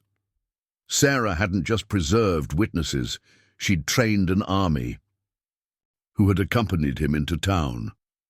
"Show him, gentlemen, show him what loyalty really means." One by one, Morrison's remaining men stepped away from him, removing their badges and insignias to reveal others beneath.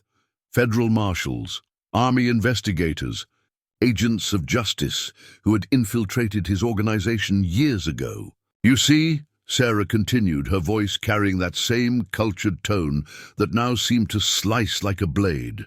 "While you were so proud of your network of corruption, I was building something far more intricate. Every man you trusted, every ally you counted on, every servant you ignored, they all became part of my garden, and now," her smile was terrible in its beauty, "now they're all blooming at once." The sun touched the horizon, painting Rattlesnake Junction in shades of blood and gold. Tomorrow would bring a reckoning that would shake the very foundations of power in the Western Territories. But for now, a quiet saloon girl stood revealed as something far more magnificent than mere vengeance. She was the architect of an empire's fall, the gardener of justice, and the rose that had bloomed in the very heart of corruption itself, ready at last to show her deadliest thorns. The tension in Rattlesnake Junction had reached its breaking point. Senator Morrison stood alone in the gathering dusk, his carefully constructed world crumbling around him like desert sand. His distinguished facade had shattered completely, revealing the cornered predator beneath. "Enough of these games," he snarled, his cultured voice giving way to something primitive and deadly. "You think you've won. You think your elaborate plans, your witnesses, your evidence can stand against pure force." His hand moved toward his silver-mounted revolver with snake-like speed. Fascinating choice. Sarah's refined accent somehow made her words more chilling, though perhaps a bit predictable. "Tell me, Senator, did you ever wonder why I chose this exact moment, this exact place for our final confrontation?" Dr. Chen, watching from her position, noticed something subtle in Sarah's stance. Not the tension of someone facing death, but the liquid grace of a predator who had already won. The doctor had seen that look before, in the eyes of master surgeons who knew every cut before they made it. "Your uncle has always had a fondness for dramatic gestures," Sarah continued, addressing Marcus Blackwood even as she kept her eyes on Morrison. "Like father, like son. Isn't that right, Senator? Or should I say, father?" The revelation hit the street like a thunderbolt. Marcus's face showed shock, then denial, then a dawning horror. Ruby Blackwood's sharp intake of breath carried years of sudden understanding. "Oh yes," Sarah's smile was sharp as thorns. "Your precious uncle, your father, has quite a history of dramatic gestures, and of abandoning his children to protect his reputation. How many bastards have you sired across the territories? Senator, how many lives have you destroyed to keep your precious name clean?" Morrison's face contorted with rage. "You dare, I dare quite a lot," Sarah interrupted smoothly. "Like keeping detailed records of every child you've abandoned, every woman you've silenced, every family you've torn apart to maintain your political ambitions." She gestured to the gathered crowd, where more figures had emerged, women and children whose faces bore striking resemblances to the senator himself. Old Tom watched as this new revelation rippled through the witnesses. He'd seen his share of family feuds in his years running the Copper Queen, but this was something else entirely. A dynasty built on lies, finally exposed to the light. The fascinating thing about family secrets, Sarah continued, her movements precise as a dance instructor demonstrating proper form, is how they tend to bloom in the most unexpected places, like roses growing through cracks in stone. Her eyes met Morrison's with predatory focus. Did you ever wonder why some of your most trusted men turned against you so easily? Why did they seem so eager to help destroy your empire? The senator's hand had frozen on his gun, recognition dawning in his eyes. They're all your blood? Indeed. Sarah's smile was cold as desert frost. Every man you trusted, every loyal follower you counted on, I found them all. Your abandoned sons, your forgotten daughters, the children you thought safely buried, in obscurity. Amazing how quickly loyalty shifts when people discover their true heritage and their father's true nature. The wind carried the weight of destiny through Rattlesnake Junction's dusty streets. Young Maria Sanchez, still at her post, remembered how Sarah had taught them about family, not just blood, but the bonds forged in struggle, in survival, in the quest for justice.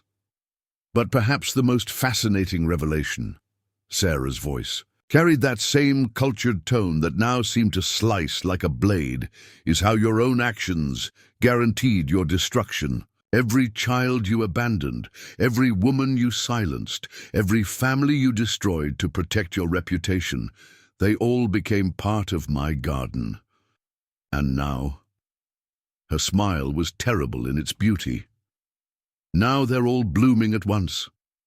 Morrison's distinguished features twisted into something inhuman.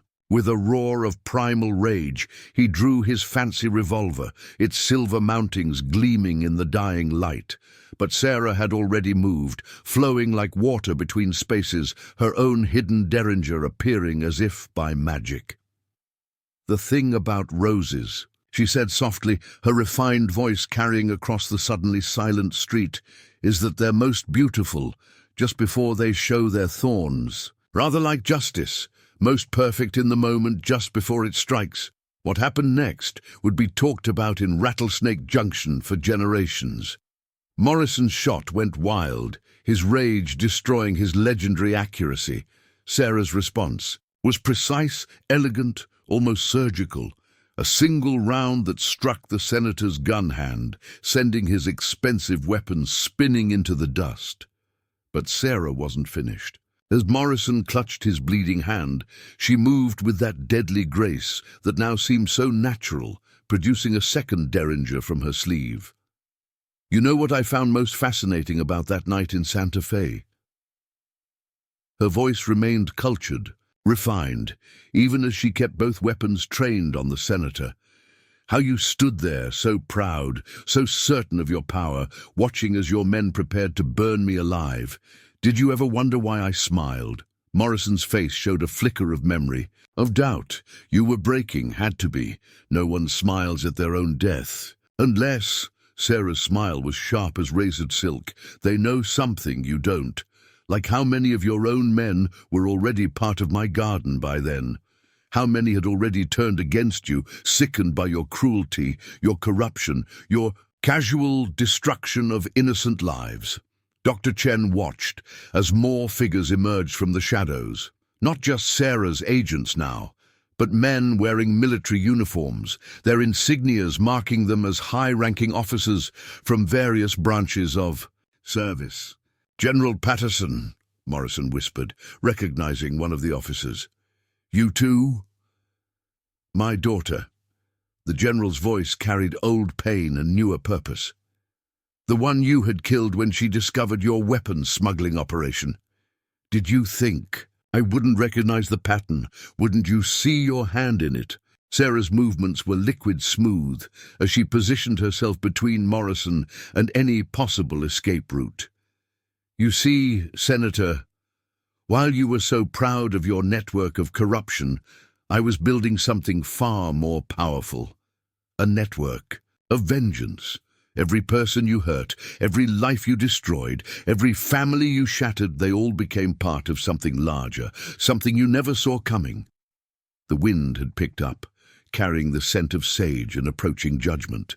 Young Maria noticed how Sarah's positioned allies had begun moving in a careful pattern, like the petals of a deadly flower slowly closing around its prey. "The truly elegant part of all this," Sarah continued, her voice taking on an almost academic tone, "isn't just your exposure or arrest. It's how your own actions, your own choices, your own cruelty created the very instrument of your destruction." She gestured to the gathered crowd: military officers, federal agents, abandoned children, and surviving victims. Every person here represents a life you thought you'd successfully buried. Every witness carries a story you thought would never be told. Morrison's distinguished facade had crumbled completely now, replaced by something wild and desperate. "You think this ends with me? My partners, my allies, are already in custody," Sarah finished smoothly. "Amazing how quickly corruption crumbles when exposed to enough light.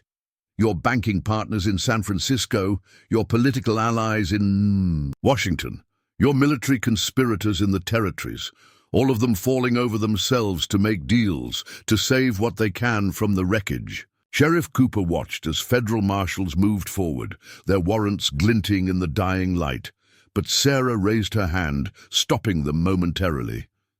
"Before you're taken away, Senator, there's one last fascinating detail you should know." Her smile was cold as mountain frost. "Remember that village in Santa Fe? The one you ordered destroyed? There was something there you never found, something your men overlooked in their rush to burn and kill." Morrison's face showed a flicker of uncertainty. "The gold, the documents." "No." Sarah's voice carried that same refined edge that now seemed to cut through the very air. "Something far more valuable. Knowledge, history, truth." She gestured to Doña Elena, who stepped forward carrying an ancient leather-bound book. The village records, passed down through generations, including one particular entry from 25 years ago about a young woman who sought shelter. There, running from a powerful man who had ruined her life. The senator's face went pale as chalk. "No. Oh, yes." Sarah's smile was terrible in its beauty. "You see, Senator, I wasn't just seeking justice for others. I was avenging my own mother, the woman you seduced, used, and discarded. The woman who died giving birth to your child in that very village." Her eyes glittered dangerously. "Did you ever wonder why I seemed so familiar? Why could I anticipate your every move? Why did I understand your pattern so well?" The revelation hit Rattlesnake Junction like a physical blow. Marcus and Ruby Blackwood stared at Sarah with new understanding, seeing their own features reflected in her face, recognizing the family resemblance that had been there all along. "You're my—" Morrison's voice cracked. "Your daughter, Sarah." Confirmed, her voice carrying echoes of old pain and newer purpose. "The child you never knew existed. The one who grew up learning every detail of your crimes, every pattern of your corruption, every secret of your empire. Mother may have died, but she made sure I knew everything about you, and I've spent my entire life preparing for this moment." The silence that followed was heavy as a gravestone. Even the wind seemed to hold its breath as the full weight of this revelation settled over Rattlesnake Junction. Morrison's face showed a kaleidoscope of emotions: shock, denial, recognition, and finally a terrible understanding. "Maria Elena," he whispered, the name falling from his lips like a confession. She never told me. She tried." Sarah's refined voice carried an edge sharp enough to draw blood. 3 times she came to you, begging for help, for recognition, for simple human decency. And 3 times you had your men drive her away, threaten her, make her disappear. Her smile was cold as desert frost. The fascinating thing about disappearing, Senator, is how it teaches you to move unseen, to watch from shadows, to learn the weaknesses of those who think themselves powerful. Dr. Chen noticed something subtle in Sarah's stance. Not just the poise of someone who had planned for this moment, but the contained fury of a daughter finally confronting the father who had destroyed her mother. But perhaps the most elegant aspect of all this, Sarah continued, her movements liquid smooth as she maintained her aim, is how your own pride, your own patterns, your own predictability made it all possible. Every time you destroyed a family, every time you silenced a witness, every time you added another secret to your empire of lies, you were actually helping me build the instrument of your destruction. Ruby Blackwood had begun to weep silently, years of accumulated truth finally breaking through her hardened exterior. "All those times," she whispered, "all those women, father, uncle, all those children each one became part of a garden." Sarah nodded, her voice gentler now. "Every abandoned child, every discarded woman, every shattered family, I found them all. Gave them purpose, training, a chance at justice. While you were so proud of building your network of corruption, I was cultivating something far more powerful, a family forged in the determination to see justice done." Sheriff Cooper watched as more figures stepped forward from the gathered crowd, men and women whose features carried echoes of Morrison's own, each one bearing witness to his decades of cruelty and abandonment. "You want to know the truly fascinating thing about family, Senator?" Sarah's voice took on an almost academic tone. "How blood will tell, as they say, how certain traits pass down through generations. Like your attention to detail, your gift for strategic thinking, your patience in planning." Her smile was terrible in its beauty. "I inherited all of that from you, and I used every bit of it to ensure your destruction." Morrison's distinguished features twisted with desperate fury. "Do you think this changes anything? You think claiming to be my blood gives you any power over me? I've destroyed better people than you, girl. I've buried entire families to protect my name." And that, Sarah's voice carried that same cultured tone that now seemed to slice through the very air, "is precisely why you could never win this confrontation. You still think power comes from destruction, from violence, from the ability to make people disappear." She gestured to the gathered witnesses, the positioned agents, the armed townspeople. "But true power comes from creation, from justice, from the unbreakable bonds between those who stand together against monsters like you." The wind had picked up again, carrying the scent of sage and destiny through the streets of Rattlesnake Junction. Young Maria Sanchez remembered all the times Sarah had taught them about family, not just the one you're born into, but the one you choose, the one you build, the one you fight for. "Look around you, father." Sarah's voice carried ancient pain and newer strength. "Look at what your cruelty created. Every person here represents a life you tried to destroy, a truth you tried to bury, a story you tried to silence. But you never understood something fundamental about human nature." Her smile was sharp as thorns. "Sometimes the seeds of justice grow best in the soil of suffering." The setting sun painted Rattlesnake Junction in shades of blood and gold, each moment weighted with the accumulated vengeance of years. Morrison stood alone now, his empire crumbled, his power broken, his legacy exposed as nothing but lies and cruelty. "One last fascinating detail about roses," Sarah said softly, her refined voice carrying across the silent street. "They don't just bloom for beauty or fragrance. Their true purpose is to ensure the survival of their kind, to spread their seeds, to transform the very earth that tried to choke them." Her eyes met Morrison's with predatory focus. "Rather like justice. It doesn't just punish the wicked. It transforms the world that allows wickedness to flourish. The dawn that broke over Rattlesnake Junction painted the desert in shades of justice and transformation. Senator Morrison sat in Sheriff Cooper's jail, his distinguished facade finally stripped away, revealing the broken man beneath. But the true story wasn't in his fall. It was in how the territory itself began to change in the hours and days that followed. You know what I find truly fascinating about the aftermath? Sarah's refined voice carried across the Copper Queen's morning quiet tavern room, where she sat with Dr. Chen, sorting through telegrams that kept arriving from across the territory.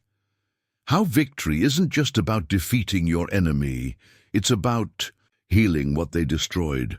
Through the saloon's windows, the town was already transforming. Federal agents moved purposefully through the streets, collecting statements, documenting evidence, piecing together the full scope of Morrison's fallen empire. But more significant were the other changes. The way people walked taller, spoke more freely, looked each other in the eye without fear. The most elegant aspect of justice, Sarah continued, her movements precise as she organized papers with that same deadly grace, isn't just in punishing the wicked.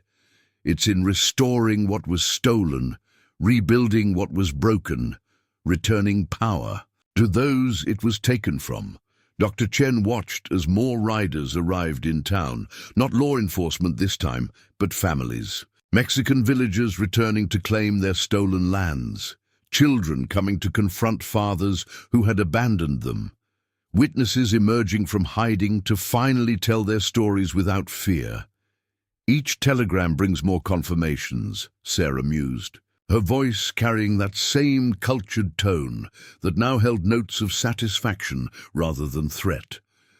Morrison's banking partners in San Francisco surrendering their holdings, his political allies in Washington resigning their positions, his military conspirators across the territories confessing their roles. Old Tom, polishing glasses behind his bar, noticed something different in Sarah's demeanor, not just the satisfaction of victory, but the focused purpose of someone whose work was far from finished.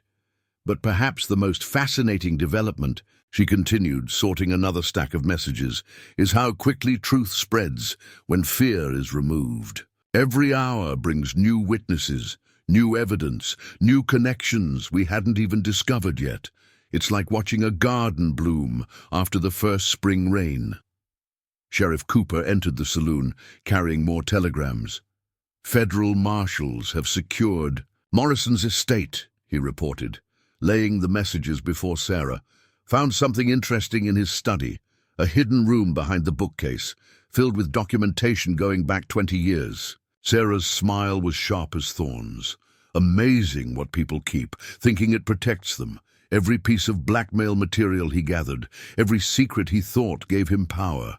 It's all evidence now, proof of crimes we suspected but couldn't prove, connections we knew existed but couldn't verify.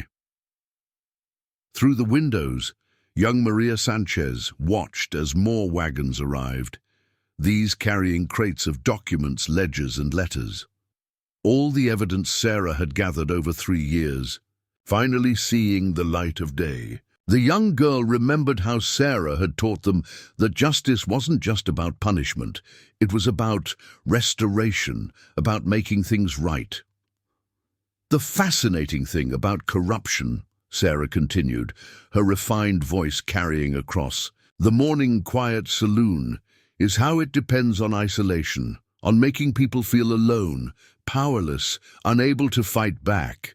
She gestured to the growing crowd outside. But look what happens when those barriers break down, when people realize they're not alone, when they discover their own strength. Ruby Blackwood entered the Copper Queen, her face showing the weight of sleepless nights and heavy revelations. "The other children," she said softly. "Fathers, our siblings, they keep arriving. Some from as far as Texas and California, each and carrying their own story." Sarah nodded, her movements fluid as she made space for her newly discovered sister. each one thinking they were alone, abandoned, powerless. But now? Her smile was gentle for the first time since the confrontation. Now they're finding something they never expected: family. Dr. Chen watched as more figures gathered in the saloon. Not just Morrison's abandoned children, but their mothers, their adoptive families, their communities. Each bringing another piece of the puzzle, another thread in the tapestry of truth that was finally being woven. But perhaps the most elegant aspect of all this, Sarah continued, sorting through more arriving telegrams, is how the very system Morrison built to protect himself is now ensuring justice is done. Every corrupt judge he bribed, every crooked lawman he controlled, every politician he owned, they're all scrambling to save themselves by providing evidence against others. Sheriff Cooper nodded grimly. Like watching a house of cards collapse. In slow motion, each falling piece taking down more with it. Precisely. Sarah's voice carried that same cultured tone, though now it held notes of satisfaction rather than threat. And each revelation leads to more. The fascinating thing about networks of corruption is how interconnected they are. Pull one thread, and entire tapestries of crime begin to unravel. Through the saloon's windows, they could see more changes taking shape in Rattlesnake Junction. The Army investigators had set up a temporary headquarters in the old courthouse, processing the flood of evidence and witnesses. But more significant were the smaller transformations. Mexican families reclaiming their stolen properties, women opening businesses with recovered funds, communities rebuilding what corruption had destroyed. You know what truly fascinates me about justice, Sarah mused, her movements precise as she organized another stack of documents. How it spreads, like seeds carried in the wind. Each person who finds their voice, who reclaims their power, who stands up against corruption, they inspire others to do the same. Old Tom noticed something else too, how the town's atmosphere had changed. The fear that had always lurked beneath the surface was gone, replaced by something stronger. People spoke more freely, laughed more openly, looked to the future with hope instead of dread. The telegrams keep coming, Sarah continued, reviewing another batch of messages. Not just evidence and confessions now, but requests for help. Other towns, other territories, other communities fighting their own battles against corruption. They've heard what happened here, and they want to know how to grow their own gardens of justice. Doña Elena entered the saloon, carrying an ancient, leather-bound book. The village records, she said, placing it carefully before Sarah. Not just from Santa Fe, but from all the communities Morrison tried to destroy. Each one contains names, dates, connections, a history he thought he had erased forever. Sarah's smile was sharp as razored silk. The truly elegant part of all. This isn't just exposing the truth. It's restoring what was lost. Every family reconnected, every property returned, every story preserved. Her eyes met Doña Elena's with understanding. This isn't just about punishing the wicked. It's about healing the wounds they inflicted. Miss Eleanor arrived from the library, carrying stacks of newspapers from across the territory. Each one carried headlines about Morrison's fall, about the exposure of corruption, about the transformation taking place. But more importantly, each one carried stories of hope, of communities standing together, of justice prevailing, of power returning to the people. "Look at this," the librarian said, spreading out the papers. "It's not just about Morrison anymore. Other corrupt officials are being exposed. Other criminal empires are crumbling. Other communities are finding their voice. Because they've seen it can be done." Sarah nodded, her refined accent carrying notes of satisfaction. "They've seen that even the most powerful men can fall when people stand together, that even the deepest corruption can be uprooted when truth takes root." The morning sun climbed higher over Rattlesnake Junction, painting the town in shades of transformation and possibility. Young Maria watched as more wagons arrived, these carrying building materials, supplies, tools for reconstruction. The physical rebuilding of damaged communities was beginning, mirroring the spiritual rebuilding already underway. "You know, what I find most fascinating about roses," Sarah's voice carried across the busy saloon, "how they don't just grow in gardens, they can take root anywhere, in the cracks of sidewalks, in the ruins of buildings, in the hardest and most unlikely places." Her smile was both beautiful and terrible. "Rather like justice, it can bloom anywhere, as long as someone has the courage to plant the first seed." Sheriff Cooper studied the growing crowd in his town, federal agents and local families, military investigators and Mexican villagers, abandoned children and restored communities, all working together, all part of something larger than themselves. "What happens now?" Ruby asked softly, still struggling to process her place in this transformed world. "After all the arrests are made, all the evidence is processed, all the stolen property is returned. Now comes the most fascinating part," Sarah replied, her movements liquid smooth as she began organizing new stacks of documents. "The part where we don't just tear down corruption, we build something better in its place. Where we don't just expose truth, we preserve it for future generations. Where we don't just punish evil, we create systems to prevent it from taking root again." As if to emphasize her words, more riders arrived in town. These were different from the others. Teachers, doctors, lawyers, and builders, all responding to Sarah's carefully placed messages. Each one brought not just their skills, but their commitment to building something new from the ashes of corruption. "The truly elegant aspect of transformation," Sarah continued, her refined voice carrying across the busy saloon, "is how it spreads naturally once it begins. Like a garden that takes root and flourishes, each bloom encourages others to grow."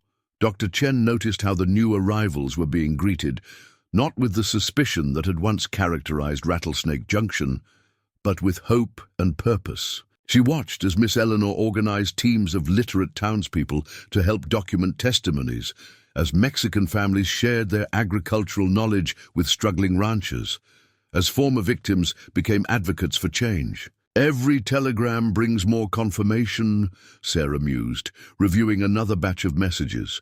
"Morrison's fall has sparked investigations in 3 more territories. Corrupt officials who once thought themselves untouchable are facing justice. Hidden accounts are being exposed, stolen properties returned, broken families reunited." Sheriff Cooper entered with more news, his weathered face showing both exhaustion and satisfaction. "Federal marshals just arrested Judge Harrison in Tucson. Found him trying to flee to Mexico with a fortune in stolen gold. But here's the interesting part. He's offering to testify against every corrupt official he's worked with in the past decade." Sarah's smile was sharp as thorns. "The fascinating thing about men like Harrison is how quickly they turn on each other when their power crumbles. Each one desperate to save themselves, each confession leading to more revelations, more arrests, more justice. Through the windows, they could see Doña Elena teaching young children, not just reading and writing now, but history. The true history of their communities, their families, their struggles and triumphs. Stories that Morrison had tried to bury were being preserved, passed down, woven into the fabric of understanding. But perhaps the most elegant development," Sarah continued, her movements precise as she sorted through more documents, "is how the very people Morrison thought powerless are now leading the transformation. Former servants becoming business owners, abandoned children becoming advocates for change, silenced witnesses becoming voices for justice." Ruby Blackwood, still adapting to her new role in this changed world, watched as more of Morrison's abandoned children arrived. "They all carry pieces of him," she observed softly. "His features, his mannerisms, but they're choosing to use those inheritances differently, because they understand something he never did." Sarah nodded, her cultured tone carrying notes of both pain and triumph. That true power isn't in what you destroy, but in what you build. Not in who you silence, but in whose voice you amplify. Not in what you take, but in what you give back. Old Tom noticed something else changing in his saloon. How it had become more than just a gathering place. It was transforming into a center for justice, a hub where people came to share information, offer help, and find support. The very space that had once hosted corrupt deals and hidden threats now fostered healing and hope. The most fascinating aspect of all this, Sarah mused, watching the bustling activity, is how natural it feels once fear is removed. How quickly people embrace justice when they're given the chance. How readily communities come together when the barriers of corruption are torn down. Maria Sanchez, still at her self-appointed post by the window, saw more changes taking shape. The Mexican Quarter was coming alive with new construction, stolen properties being restored to their rightful owners. But more than that, she saw how people walk differently now, with pride, with purpose, with the strength of those who know they're not alone. You know what truly fascinates me about gardens? Sarah's voice carried that same refined edge, though now it held notes of creation rather than destruction. How they require constant tending, constant care, constant vigilance against weeds that would choke out the flowers. Rather like justice, it's not enough to establish it once. It must be maintained, protected, nurtured. The morning sun climbed higher over Rattlesnake Junction, casting long shadows that seemed to retreat before the light of transformation. Tomorrow would bring more changes, more challenges, more opportunities for justice to take root and flourish. But for now, a quiet saloon girl stood revealed as something far more magnificent than even vengeance. She was the gardener of a new world, where truth bloomed freely and justice grew strong in the very soil that corruption had poisoned. 3 months after the fall of Senator Morrison, Rattlesnake Junction had transformed into something few could have imagined. The dusty frontier town had become a beacon of justice, a symbol of what was possible when people stood together against corruption. But perhaps the most fascinating changes were the quieter ones, the subtle transformations that spoke of deeper healing.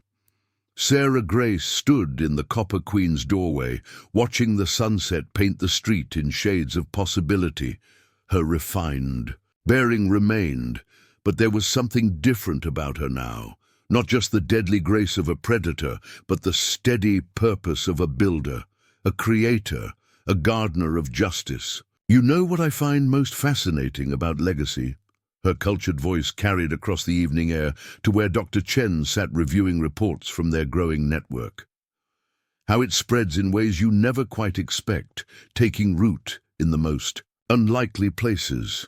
Through the saloon's windows, they could see the changes that 3 months had brought. The Mexican Quarter buzzed with renewed life, restored properties flourishing under their rightful owners. The courthouse, once a symbol of corruption, now hosted regular meetings where common people had a voice in their community's future. The telegrams keep coming, Sarah mused, sorting through the day's messages with precise movements. Not just from the territories anymore. Word has spread to the East Coast, to Europe, even to South America. People asking how we did it, how they can fight their own battles against corruption. Dr. Chen nodded, understanding the deeper implications. You didn't just bring down one man's empire. You created a template for others to follow. The truly elegant part, Sarah continued, her smile sharp as razored silk, is how the very methods Morrison used to build his corruption now serve to prevent its return. Every document we recovered, every witness we protected, every network we uncovered, they all help us recognize the patterns, stop the rot before it can take root again. Old Tom, still tending his bar, but now serving a very different clientele, watched as more figures entered the saloon. These weren't the rough cowboys and desperate outlaws of old.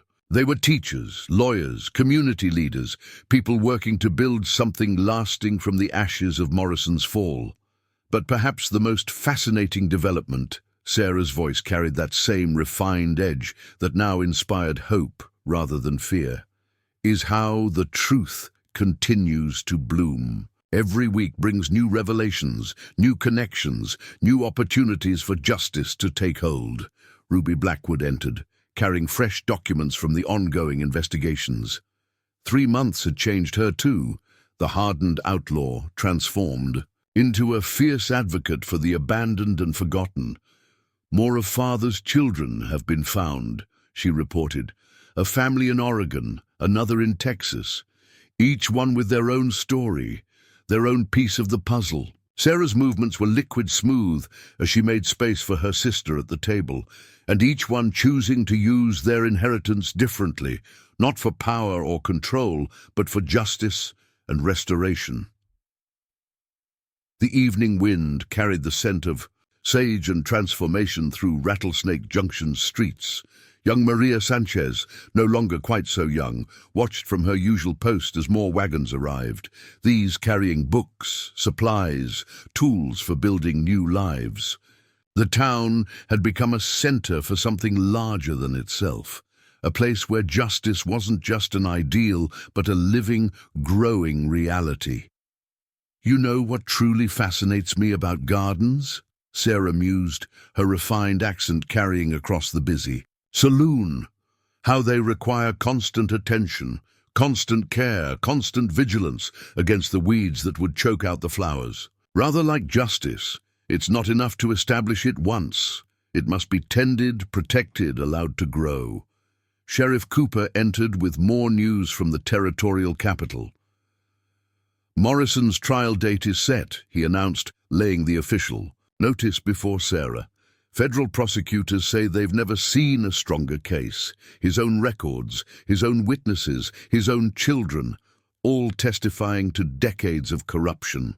"The fascinating thing about Pride," Sarah nodded, her movements precise as she added the notice to their growing archive, "is how it blinds men to their own destruction.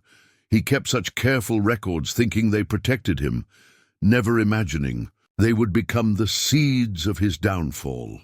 Through the windows, they could see Doña Eleanor leading another history lesson in the town square. But these weren't just stories of past injustices now.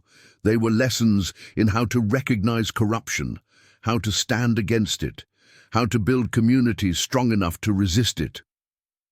"The most elegant aspect of all this," Sarah continued, her voice carrying that same cultured tone that had become synonymous with justice in these parts, "isn't just in what we've torn down, but in what we're building in its place. Every person who finds their voice, every community that stands together, every truth that blooms in once poisoned soil, they all become part of something larger." Miss Eleanor arrived from the library, which had grown into a center for documentation and education. "The new records are ready," she reported. "Every piece of evidence, every testimony, every connection, all preserved for future generations, so that what happened here can't be forgotten or buried." Sarah's smile was both beautiful and terrible in its purpose. Because the true power of justice isn't just in punishing the wicked, it's in ensuring their methods can never take root again, in teaching others to recognize the patterns, to stand together, to fight back. The sun touched the horizon, painting Rattlesnake Junction in shades of fire and promise. 3 months had changed more than just the town.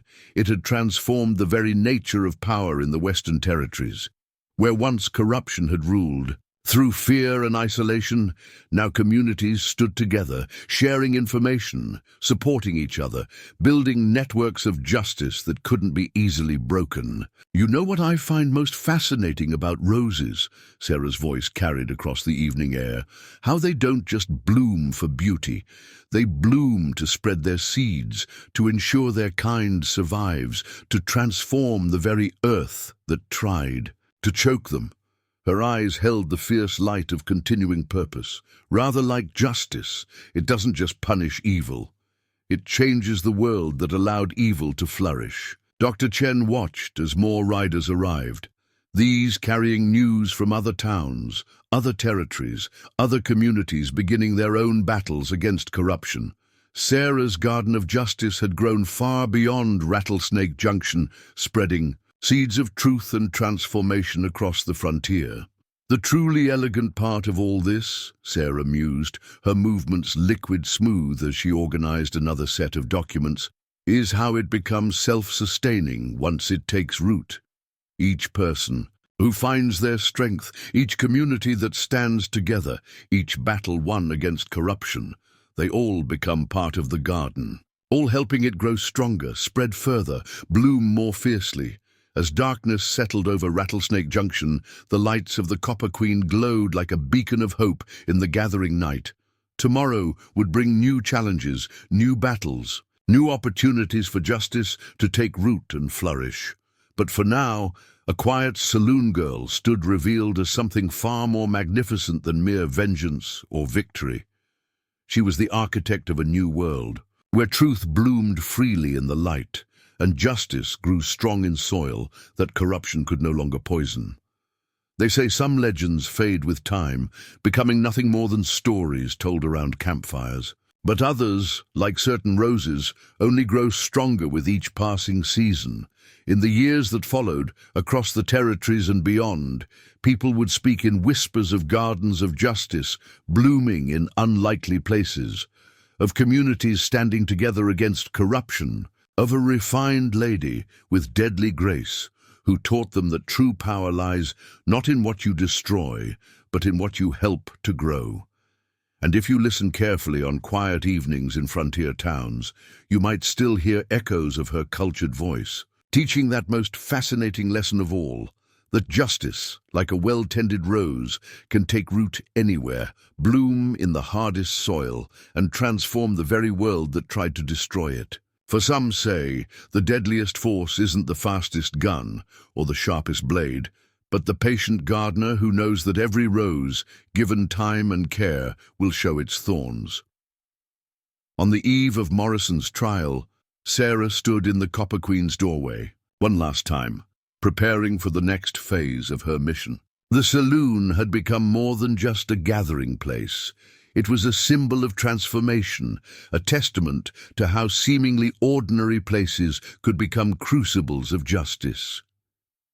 "You know what fascinates me most about endings?" she mused to Dr. Chen, who had become not just an ally, but a true friend. How they're rarely what they appear to be. Every conclusion carries the seeds of new beginnings. Through the windows, they could see the latest changes taking shape. The town had established a school for law and justice, where people from across the territories came to learn the art of fighting corruption. Miss Eleanor had transformed the library into an archive of truth, preserving not just evidence of past crimes, but methods for preventing future ones. "The telegrams never stop," Sarah continued, her refined voice carrying across the evening air. "Each day brings news of another community standing up, another corrupt official exposed, another network of justice taking root." Her smile was sharp as razored silk. Morrison thought he was building an empire of fear. Instead, he created the conditions for his own destruction and the birth of something far more powerful. Ruby Blackwood approached, carrying final reports from their network of agents. The past 3 months had transformed her completely, from an outlaw's sister to a leader in her own right, teaching others how to recognize and fight corruption. "The fascinating thing about family," Sarah observed, watching her sister's approach, "is how it can be redefined, reconstructed, reborn from the ashes of betrayal. Every one of Morrison's abandoned children has chosen a different path now. Lawyers, teachers, advocates for justice, using his blood but defying his legacy." Old Tom watched from behind his bar as more figures gathered for this final evening. The Copper Queen had become a different kind of saloon, a place where justice was planned, truth was shared, and communities found their strength. The old bartender had seen his share of changes in the West, but nothing quite like this. But perhaps the most elegant aspect of all this, Sarah continued, her movements precise as she organized the last of her documents, is how the very system Morrison built to protect himself became the template for fighting corruption everywhere. His methods of record-keeping, his networks of influence, his patterns of operation, we've turned them all into tools for justice.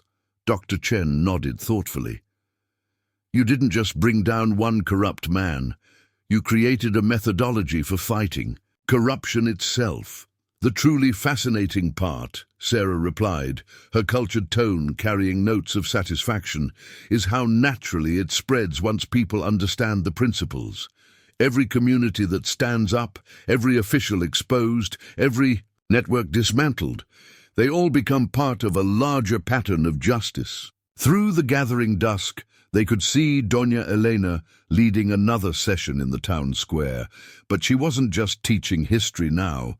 She was training the next generation of justice seekers, showing them how to recognize corruption's patterns, how to build networks of resistance, how to transform fear into strength. You know what I find most fascinating about gardens, Sarah mused, watching the lesson? How they don't just grow in one place. They spread seed by seed, bloom by bloom, until what was once barren ground becomes fertile soil for new life. Her eyes held that familiar, deadly grace. Rather like justice, it doesn't just happen in one place or one time. It spreads, takes root, transforms everything it touches. Sheriff Cooper arrived with final news from the territorial capital. Morrison's empire had been completely dismantled, his allies scattered or arrested, his stolen wealth returned to its rightful owners. But more importantly, the systems that had allowed his corruption to flourish were being transformed. The most elegant part of victory, Sarah observed, her movements liquid smooth as she prepared for departure, isn't in what we've destroyed, but in what we've built in its place. Every community that stands together, every truth that blooms, in once poisoned soil, every person who finds their voice and strength, they all become part of something larger than themselves. As night fell over Rattlesnake Junction, the Copper Queen glowed with more than just lamplight. It shone with the light of transformation, of justice taking root, of truth blooming in places where lies once flourished. Tomorrow would bring new challenges as Sarah moved on to other territories, other battles, other gardens of justice waiting to be grown, but her legacy would remain, not just in the documents preserved or the networks established, but in the very soul of the frontier itself. For she had taught them all that the most powerful force isn't the fastest gun or the strongest arm, but the patient heart that knows that justice, like a well-tended rose, will always find a way to bloom. They say that years later, in towns across the territories and beyond, people would tell stories of the quiet saloon girl who transformed the West, not through violence or force, but through the patient cultivation of justice, the careful tending of truth, the unwavering belief that even the hardest ground can sprout roses if properly tended. And in quiet moments, when the wind whispers through frontier towns and justice blooms in unlikely places, some say you can still hear her cultured voice, teaching that most fascinating lesson of all, that true strength lies not in the weapons we carry, but in the gardens we grow, the truth we nurture, and the justice we tend with patient, deadly grace. For in the end, Sarah Grace had become more than just a legend or a symbol. She had become a force of nature, like the roses she so loved, beautiful and terrible, gentle and deadly, capable of transforming the very world that had tried to destroy her. And her garden of justice continues to grow, spreading its seeds across the territories, blooming wherever people dare to stand together and fight for what's right. Some folks say the West was won with guns and gold, but those who know the truth tell a different story. They speak of a quiet saloon girl who taught them that the deadliest force isn't the fastest draw or the strongest arm, but the patient heart that knows that justice, like a well-tended rose, will always show its thorns when the time is right.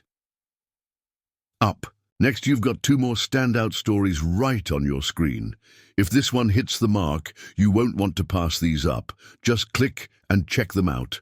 And don't forget to subscribe and turn on the notification bell so you don't miss any upload from us.